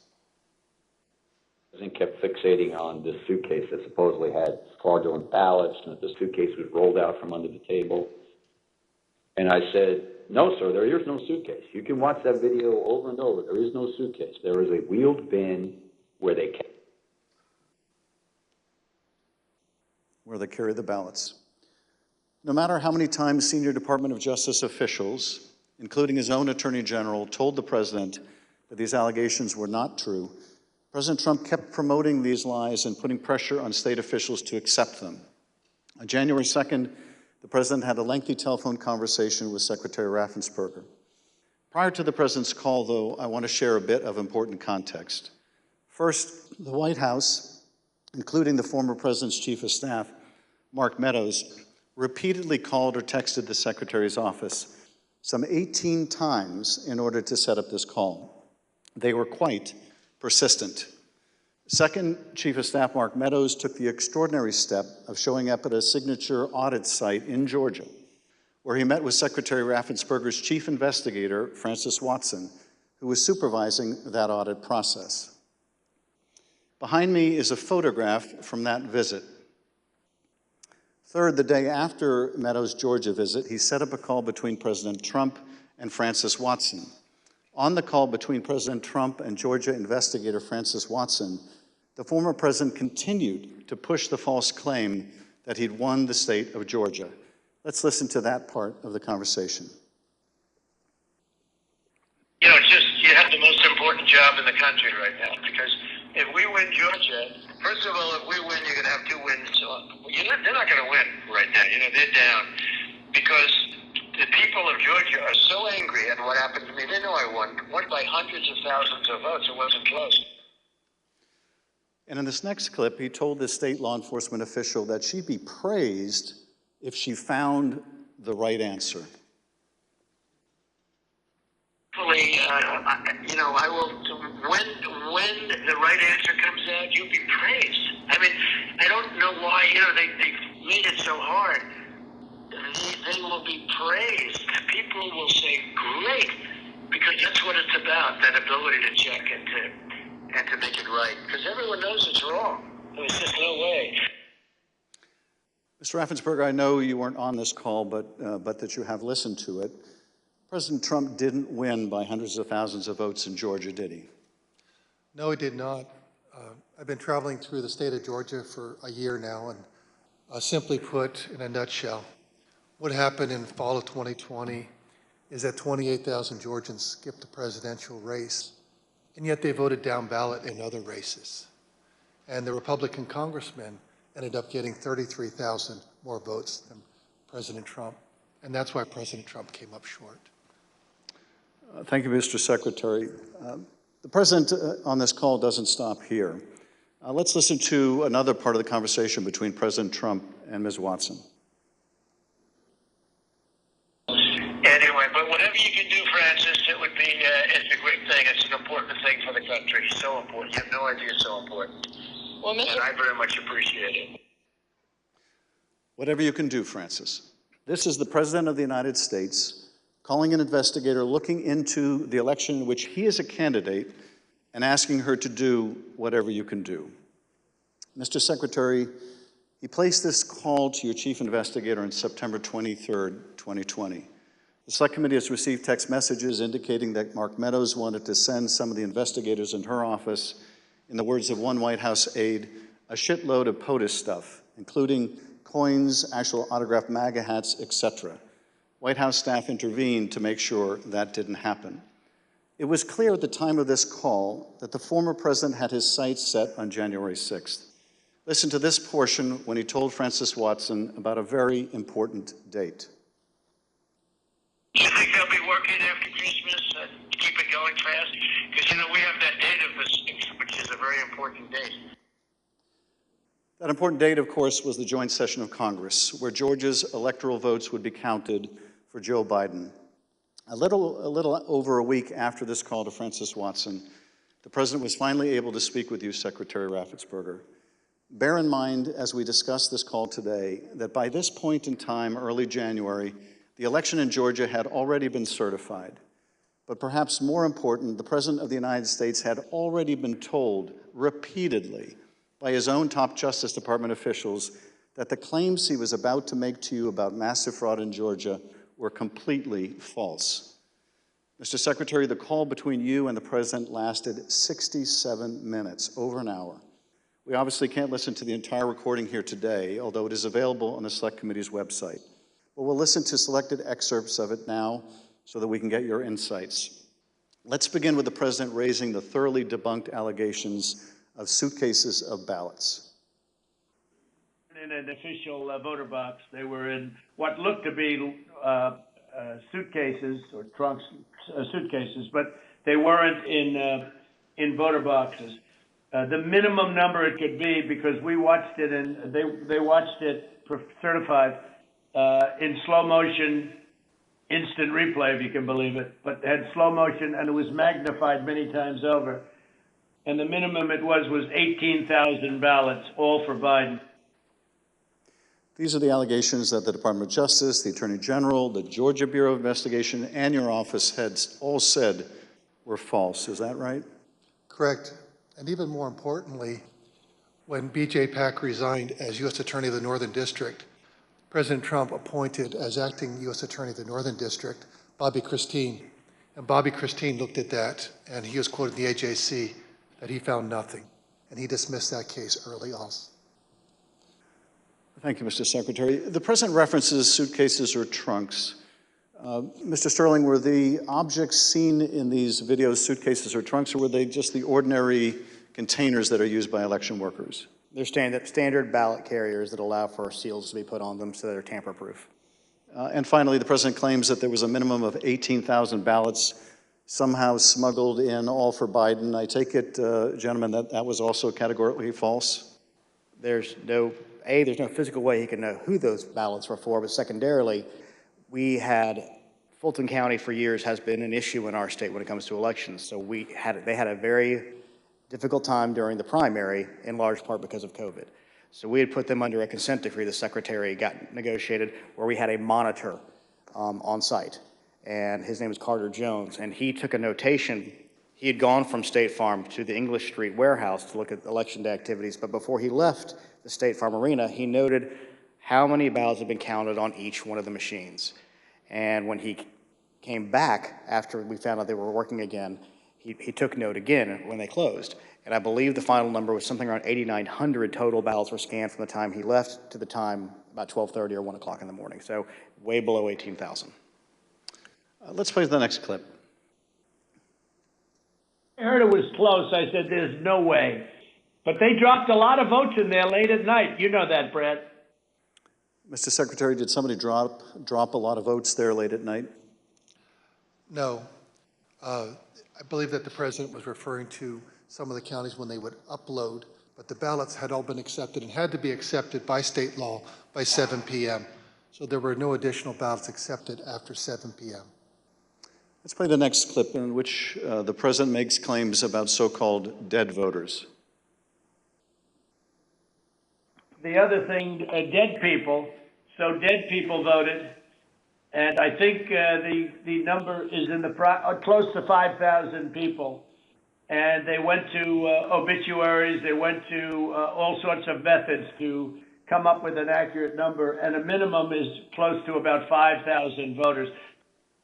Mr. Secretary, did your office investigate whether those allegations were accurate? Did 5,000 dead people in Georgia vote? No, it's not accurate. And actually, in their lawsuits, they alleged 10,315 dead people. We found 2 dead people when I wrote my letter to Congress that stated January 6th. And subsequent to that, we found 2 more. That's 1, 2, 3, 4 people, not 4,000, but just a total of 4, not 10,000, not 5,000. Let's play the next clip. And there's nothing wrong with saying that, you know, that you've recalculated, because the 2,236 and absentee ballots, I mean, they're all exact numbers that were done by accounting firms, law firms, etc. And even if you cut them in half, cut them in half, and cut them in half again, it's more votes than we need. Mr. Secretary, is there any way that you could have lawfully changed the result in the state of Georgia and somehow explained it away as a recalculation? No, the numbers are the numbers. The numbers don't lie. We had many allegations, and we investigated every single one of them. In fact, I challenged my team, did we miss anything? They said that there was over 66,000 underage voters. We found that there's actually 0. You can register to vote in Georgia. When you're 17 and a half, you have to be 18 by Election Day. We checked that out, every single voter. They said that there was 2,423 non-registered voters. There were 0. They said that there was 2,056 felons. We identified less than 74 or less that were actually still in felony sentence. Every single allegation we checked, we ran down the rabbit trail to make sure that our numbers were accurate. So there's no way you could have recalculated it except by fudging the numbers? The numbers were the numbers, and we could not recalculate because we had made sure that we had checked every single allegation. And we had many investigations. We had nearly 300 from the 2020 election. Mr. Secretary, you tried to push back when the president made these unsupported claims, whether they were about suitcases of ballots or that Biden votes were counted 3 times. Let's play the next clip. President, they did not put that. We did an audit of that, and we proved conclusively that they were not scanned 3 times. Yeah, Mr. President, we'll send you the link from WSB that doesn't. I don't care about a link. I don't need it. I have a much better link. You told the president you would send him a link from WSB, which I understand is a local television station that had a unedited video from the State Farm Arena. But the president wasn't interested in that. He said he had a much better link. Mr. Secretary, at the time that you were on the call with the president, as we have shown, both the FBI and the Georgia Bureau of Investigation have proven these claims to be nonsense.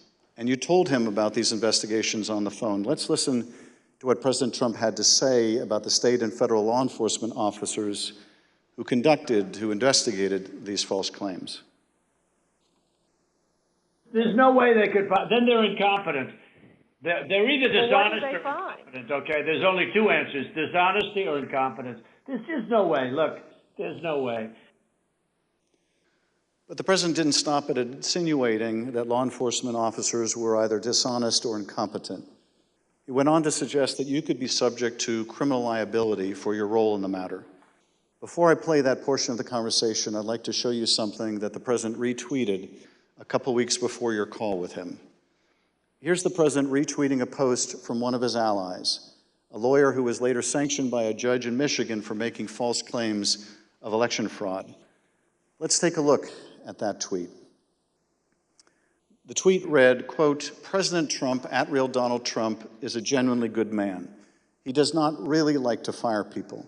I bet he dislikes putting people in jail, especially, quote unquote, Republicans. He gave @Brian Kemp, Georgia, and @Georgia Secretary of State every chance to get it right. They refused. They will soon be going to jail." So on your call, this was not the first time the president was suggesting you might be criminally liable.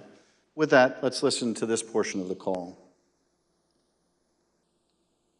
I think you're going to find that they are shredding ballots because they have to get rid of the ballots because the ballots are unsigned. The ballots are corrupt. And they're brand new and they don't have seals and there's a whole thing with the ballots, but the ballots are corrupt. And you're going to find that they are, which is totally illegal. It's more illegal for you than it is for them because you know what they did and you're not reporting it. That's a criminal offense. And you can't let that happen. That's a big risk to you and to Ryan, your lawyer. That's a big risk. Secretary Raffensperger, after making a false claim about shredding of ballots, the president suggested that you may be committing a crime by not going along with his claims of election fraud. And after suggesting that you might have criminal exposure, President Trump makes his most explicit ask of the call. Let's play a part of that conversation. So, look, all I want to do is this. I just want to find 11,780 votes, which is one more than we have, because we won the state. Mr. Secretary, was the president here asking you for exactly what he wanted? One more vote than his opponent. What I knew is that we didn't have any votes to find. We had continued to look. We investigated, like I just shared the numbers with you. There were no votes to find. That was an accurate count that had been certified. And as our general counsel said, there was no shredding of ballots. Mr. Secretary, after making this request, the president then goes back to the danger of having you deny these allegations of fraud. Let's listen to that part of the clip.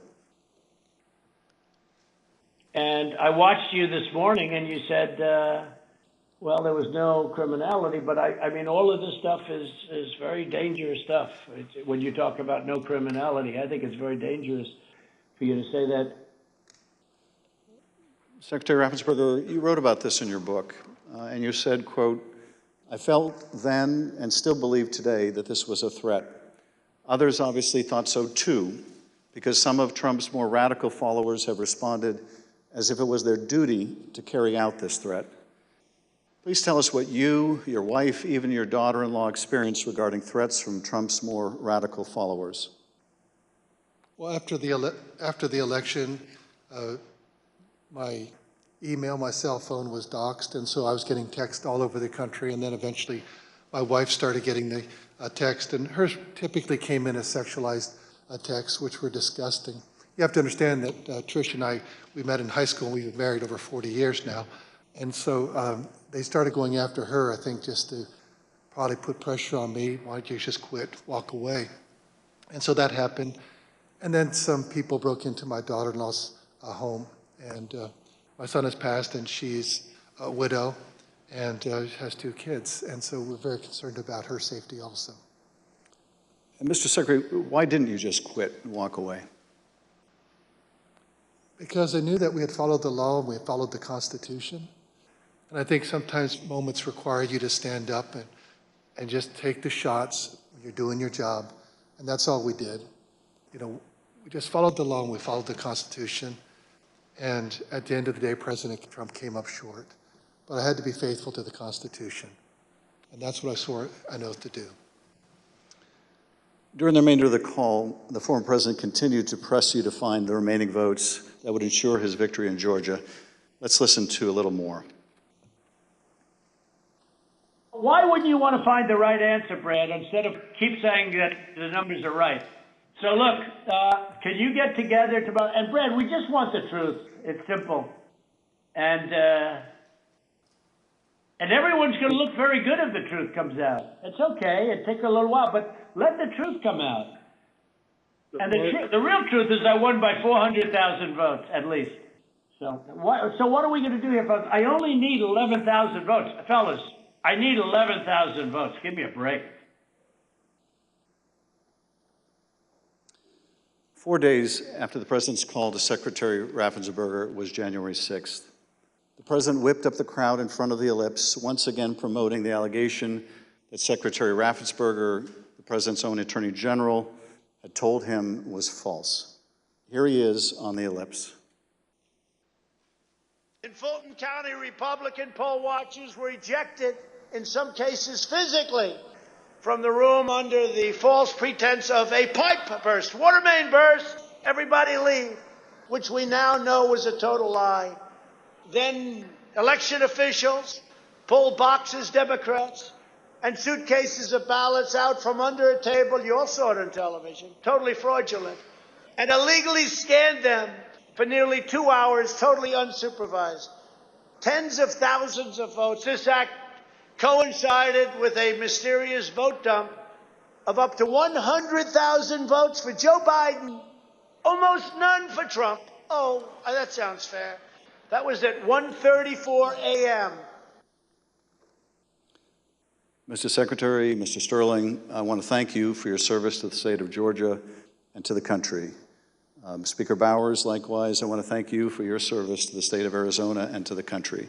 You have served not only your home states, but our nation and our democracy.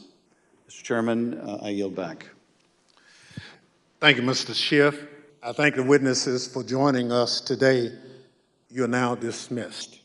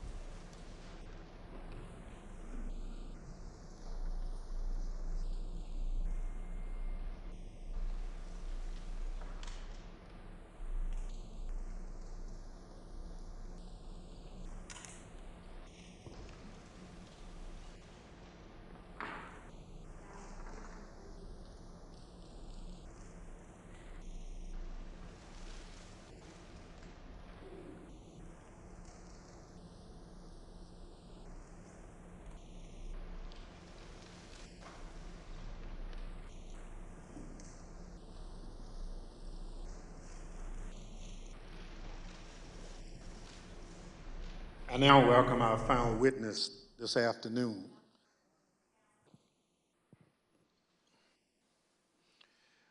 Andrea Shea Moss. Ms. Moss worked in the Department of Registration and Elections in Fulton County, Georgia, from 2017 until 2022. In that job, Ms. Moss handled voter applications and absentee ballot requests, and also helped to process the vote count for several elections. In December 2020, Ms. Moss and her mother, Ms. Ruby Freeman, became the target of nasty lies spread by President Trump and his allies as they sought to overturn the election results in Georgia. Ms. Moss and her mother, Ms. Freeman, are two of the unsung heroes in this country, doing the hard work of keeping our democracy functioning for every American. Ms. Moss, welcome. Thank you for your service, and I thank you for being here today. I will now swear you in. Please stand.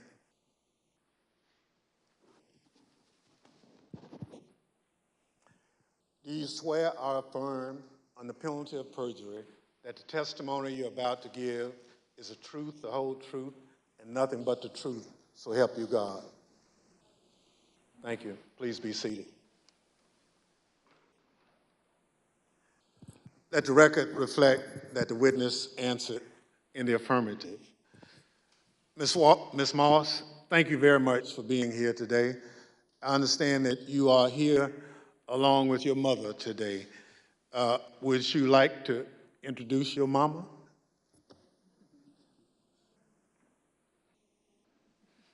Hi, Mom.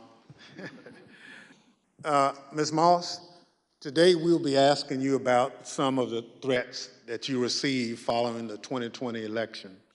Since you've been an election worker for over 10 years, I want to ask you, in your decade of service, had you ever experienced threats like these before?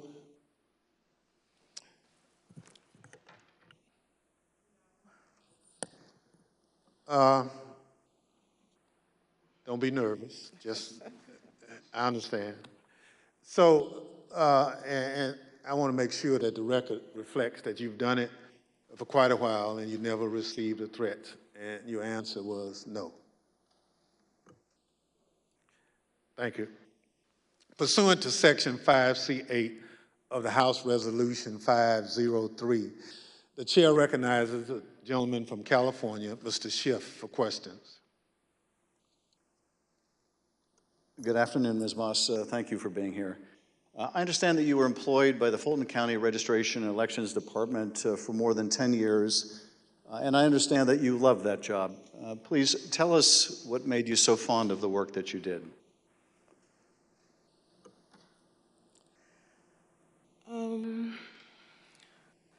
Well, I've always been told by my grandmother how important it is to vote, and how people before me, a lot of people, older people in my family, did not have that right. So what I loved most about my job were the older voters. Younger people could usually do everything from their phone or go online, but the older voters like to call, they like to talk to you, they like to get my card, they like to know that every election I'm here. And like even college students, a lot of parents trust in me to make sure their child does not have to drive home. They'll get an absentee ballot, they can vote, and I really found pleasure in that. I liked being the one that, you know, if someone can't navigate my voter page, or, you know, they want a new precinct card and they don't have a copy machine or a computer or all of that, I could put it in the mail for them. I was excited always about sending out all the absentee ballots for the elderly and disabled people. I even remember driving to an hospital to give someone her absentee application.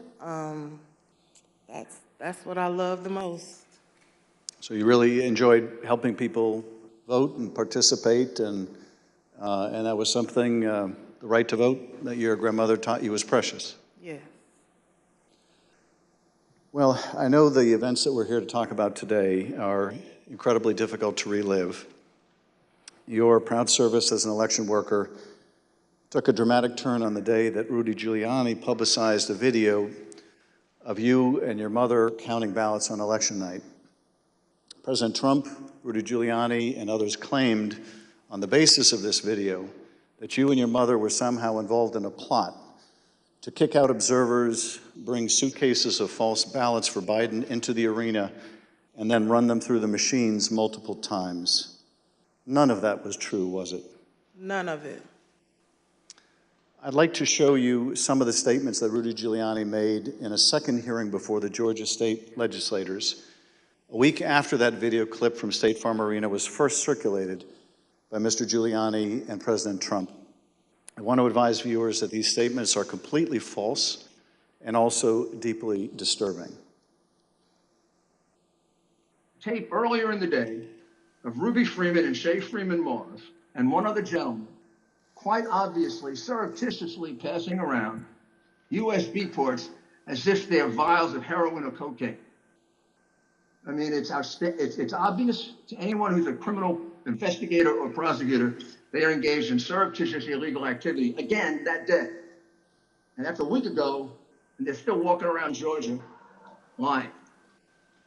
They should have been questioned already. Their places of work, their homes should have been searched for evidence of ballots, for evidence of USB ports, for evidence of voter fraud. That video was from Rudy Giuliani's appearance at a Georgia State Senate hearing on December 10. How did you first become aware that Rudy Giuliani, the president's lawyer, was accusing you and your mother of a crime?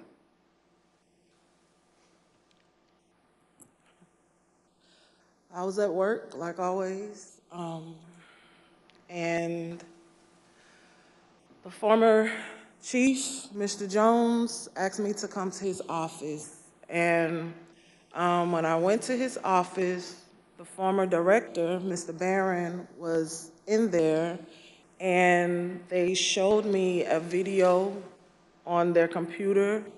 It was just like a very short clip of us working at State Farm, and it had someone on the video like talking over the video, just saying that we were doing things that we weren't supposed to do, just lying throughout the video. And that's when I first found out about it.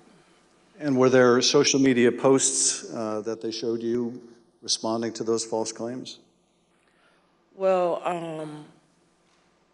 when I saw the video, of course, the first thing that I said was like, why? Why are they doing this? What's going on? And they, just told me that Trump and his allies were not satisfied with the outcome of the election, and they were getting a lot of threats and being harassed online, and asked me, have I been receiving anything, and I need to check on my mom. And I told them, I was like, where have they, where have you been getting these threats? I don't believe I have any. And Mr. Jones told me, like, they're attacking his Facebook, and I don't really use Facebook. I have one, so I went to the Facebook app, and I'm just kind of panicky at this point because this has never happened to me, and my mom is involved, and I'm like her only child. So I'm just asking him, like, well, where are the messages? All I see is the feeds. Like, how do you get to the messages? And he said, it's another icon on your phone that says Messenger. And I went to that icon, and it was just a lot of horrible things there. And those horrible things, did they include threats? Yes, a lot of threats, wishing death upon me, telling me that, you know, I'll be in jail with my mother, and saying things like, be glad it's 2020 and not 1920. Were a lot of these threats and vile comments racist in nature? A lot of them were racist. A lot of them were just hateful. But yes, sir. In one of the videos we just watched, Mr. Giuliani accused you and your mother of passing some sort of USB drive to each other. What was your mom actually handing you on that video? A ginger mint. It wasn't just Rudy Giuliani. We heard President Trump make these false allegations repeatedly during his call with Secretary Raffensperger. Let's listen to a portion of what he had to say about you and your mother. We had at least 18,000, that's on tape. We had them counted very painstakingly. 18,000 voters having to do with Ruby Freeman. She's a vote scammer, a professional vote scammer and hustler. Donald Trump attacked you and your mother using her name 18 times on that call. 18 times. Ms. Moss, can you describe what you experienced listening to former President Trump attack you and your mother in a call with the Georgia Secretary of State? I felt horrible. I felt like it was all my fault. Like, if I would have never decided to be an elections worker, like, I could have done anything else, but that's what I decided to do. And now people are lying and spreading rumors and lies and attacking my mom. I'm her only child.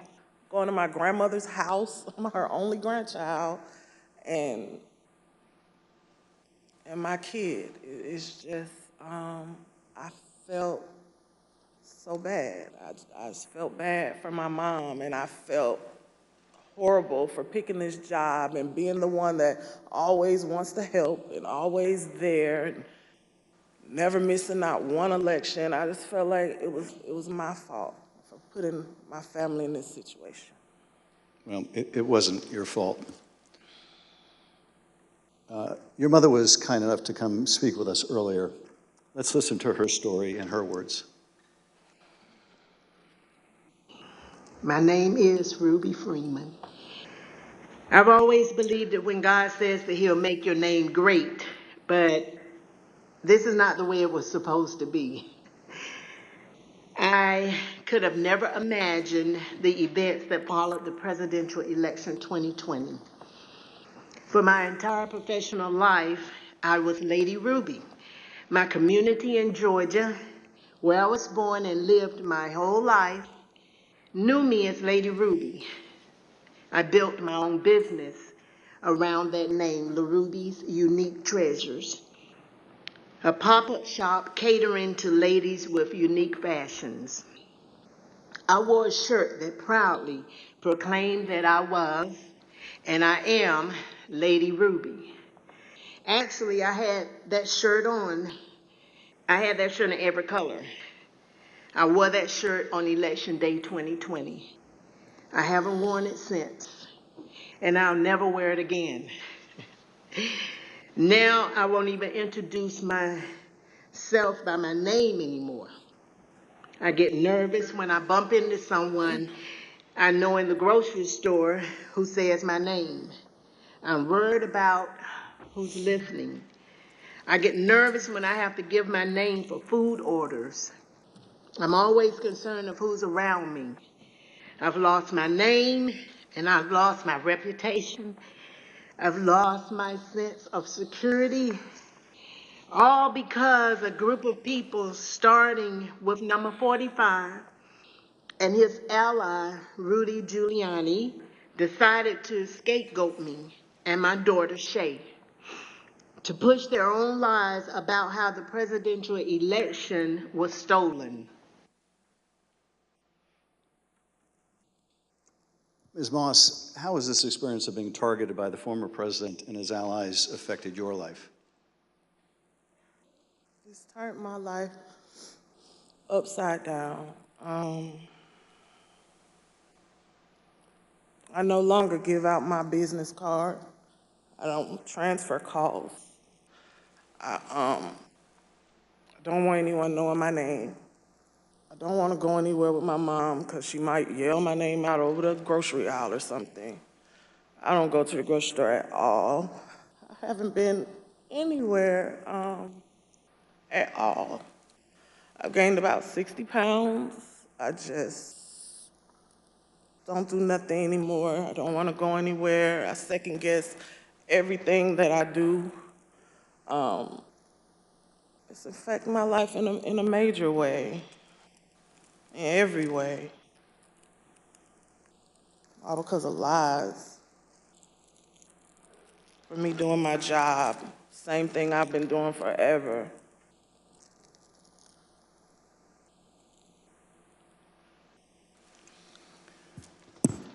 Your mother also told the select committee about how she had to leave her own home for her safety and go into hiding after the FBI told her that it would not be safe for her there before January 6th and until the inauguration. Let's listen to a clip of her story in her own words. Around the week of January 6th, the FBI informed me that I needed to leave my home for safety.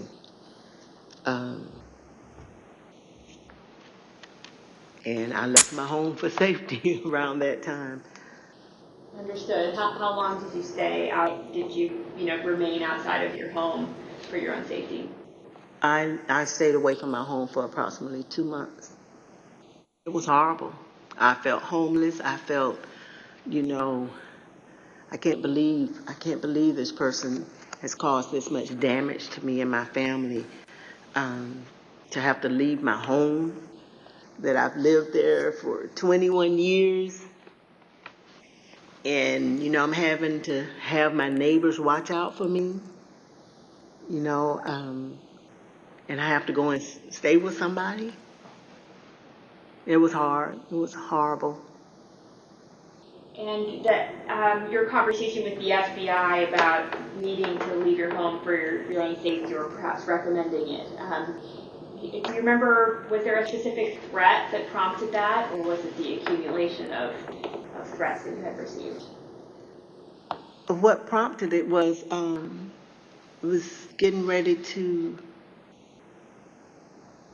January 6th was about to come. And they did not want me to be at home because of all the threats and everything that I had gotten. They didn't want me to be there in fear of, the people were coming to my home, and I had a lot of that. So they didn't want me to be there. Just in case something happened, I asked, how long am I going to have to be at home? They said, at least until the inauguration. Ms. Moss, I understand that people once showed up at your grandmother's house. Tell us about that experience.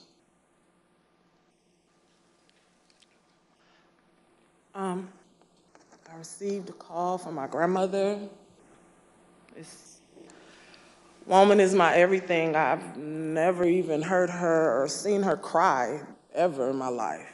And she called me screaming at the top of her lungs, like, Shay, oh my God, Shay, just freaking me out, saying that there were people at her home, and they, they knocked on the door, and of course she opened it and seeing who was there, who it was, and they just started pushing their way through, claiming that they were coming in to make a citizen's arrest.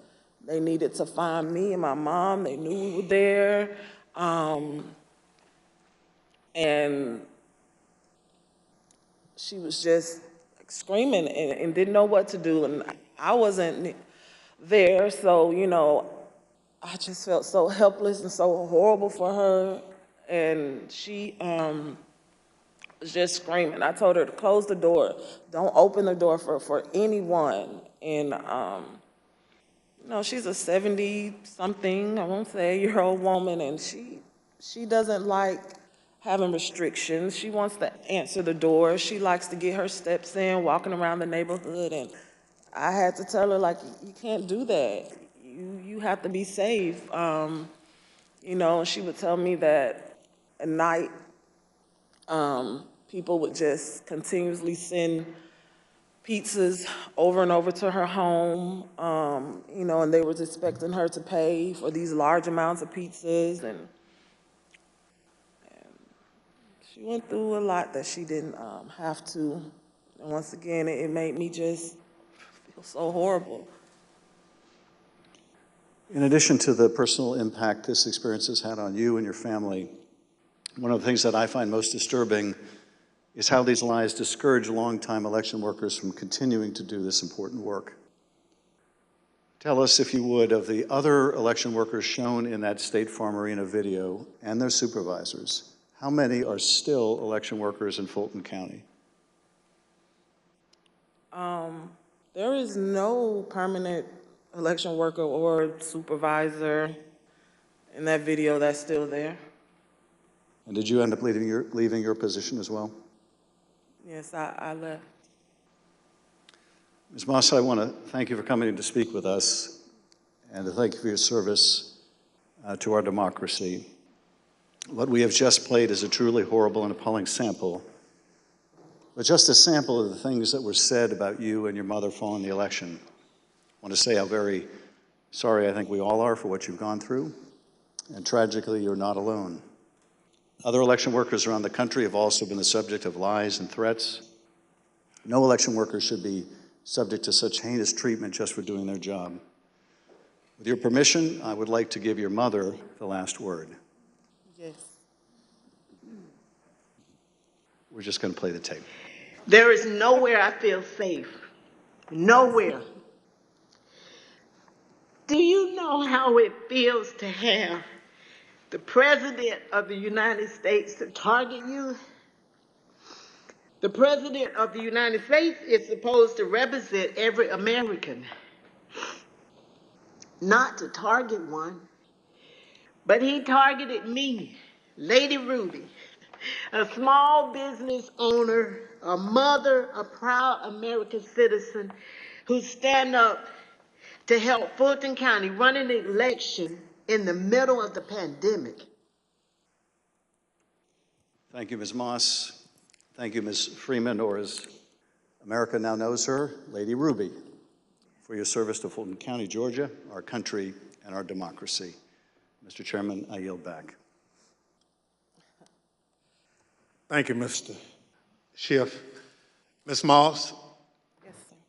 I want to thank you for sharing with us the very troubling story of what you and your mother experienced. The harassment of election workers like you simply for doing your duty as public servants poses a threat to our democratic process. Your testimony is an important contribution to the work of our committee and serves as a reminder to all of us that the safety of local election officials is vital to ensuring that our elections are always free and fair. I want to thank our witness for joining us today. The members of the Select Committee may have additional questions for today's witness, and we ask that you respond expeditiously in writing to those questions. Without objection, members will be permitted 10 business days to submit statements for the record, including opening remarks and additional questions for the witness. Without objection, the chair recognizes the gentleman from California, Mr. Schiff, for a closing statement. For more than 200 years, our democracy has been distinguished by the peaceful transfer of power. When an American raises their right hand and takes the presidential oath of office, they are transformed from an ordinary citizen into the most powerful person in the world, the president. This is an awesome power to acquire. It is even more awesome when it is handed on peacefully. When George Washington relinquished the office of the presidency, it set a precedent that served as a beacon for other nations struggling against tyranny. When Ronald Reagan described it as a kind of miracle in the eyes of the world, he was exactly right. Other countries use violence to seize and hold power, but not in the United States. not in America. When Donald Trump used the power of the presidency to try to stay in office after losing the election to Joe Biden, he broke that sacred and centuries-old covenant. Whether his actions were criminal will ultimately be for others to decide. But what he did was, without a doubt, unconstitutional. It was unpatriotic, and it was fundamentally un-American. And when he used the power of his presidency to put the enormous pressure on state, local, and local elections officials and his own vice president, it became downright dangerous. On January 6th, that pressure became deadly. Ruby Freeman said the president is supposed to protect every American, not target them. And she is right. If the most powerful person in the world can bring the full weight of the presidency down on an ordinary citizen who is merely doing her job with a lie as big and heavy as a mountain, who among us is safe? None of us is. None of us. In city councils and town councils, on school boards and election boards, from the Congress to the courts, dedicated public servants are leaving their posts because of death threats to them and to their families. This is not who we are. It must not become who we are. Our democracy held because courageous people like those you heard from today put their oath to the Constitution above their loyalty to one man or to one party. The system held, but barely, and the question remains, will it hold again? If we are able to communicate anything during these hearings, I hope it is this. We have been blessed beyond measure to live in the world's greatest democracy. That is a legacy to be proud of and to cherish, but it is not one to be taken for granted. That we have lived in a democracy for more than 200 years does not mean we shall do so tomorrow. We must reject violence. We must embrace our Constitution with the reverence it deserves, take our oath of office and duties as citizens seriously, informed by the knowledge of right and wrong, and armed with no more than the power of our ideas and the truth, carry on this venerable experiment in self-governance. Thank you, Mr. Chairman, and I yield back. Without objection, the chair recognizes the gentlewoman from Wyoming, Ms. Cheney, for a closing statement. Thank you very much, Mr. Chairman. Lady Ruby and Shay, thank you for your courage. Thank you for your strength. Thank you for being here today. It means so much for everyone to hear your story, so thank you for that. We have had tremendous testimony today. We've been reminded that we're a nation of laws, and we've been reminded by you and by Speaker Bowers and Secretary of State Raffensperger and Mr. Sterling that our institutions don't defend themselves. Individuals do that. And we've reminded that it takes public servants. It takes people who've made a commitment to our system to defend our system. We also have been reminded what it means to take an oath under God to the Constitution, what it means to defend the Constitution. And we were reminded by Speaker Bowers that our Constitution is indeed a divinely inspired document. And so it's been an honor to spend time with you and with our previous witnesses here today.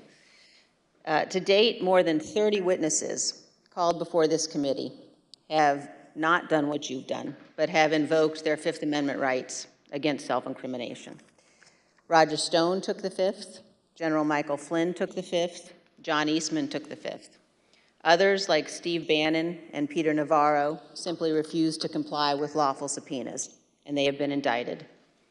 Mark Meadows has hidden behind President Trump's claims of executive privilege and immunity from subpoenas. We're engaged now in litigation with Mr. Meadows. The American people in our hearings have heard from Bill Barr, Jeff Rosen, Richard Donahue, and many others who stood up and did what is right.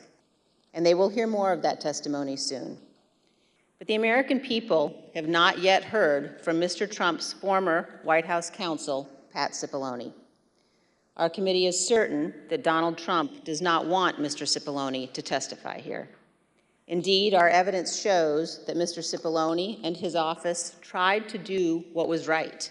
They tried to stop a number of President Trump's plans for January 6th. Today, and in our coming hearings, you will hear testimony from other Trump White House staff explaining what Mr. Cipollone said and did, including on January 6th. But we think the American people deserve to hear from Mr. Cipollone personally.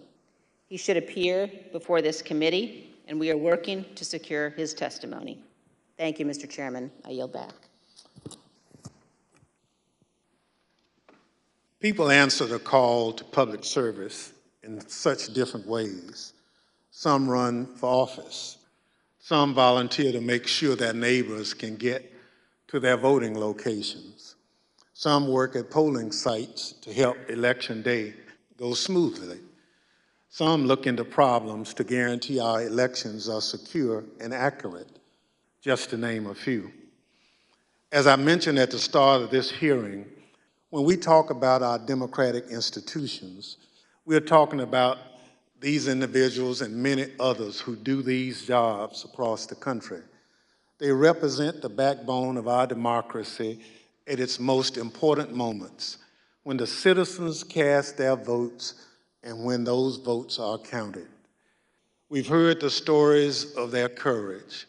They've earned the thanks of a grateful nation. But for Donald Trump, these witnesses and others like them were another roadblock to his attempt to cling to power. On Thursday, we'll hear about another part of that scheme, his attempt to corrupt the country's top law enforcement body, the Justice Department, to support his attempt to overturn the election. Just as we heard today that Donald Trump was deeply involved in a scheme to pressure state officials to overturn the election results, we will hear on Thursday that Donald Trump was also the driving force behind the effort to corrupt the Justice Department. Listen to this clip from the former acting Attorney General, Richard Donahue. The president said, suppose I do this, suppose I replace him, Jeff Rosen, with him, Jeff Clark. What do you do?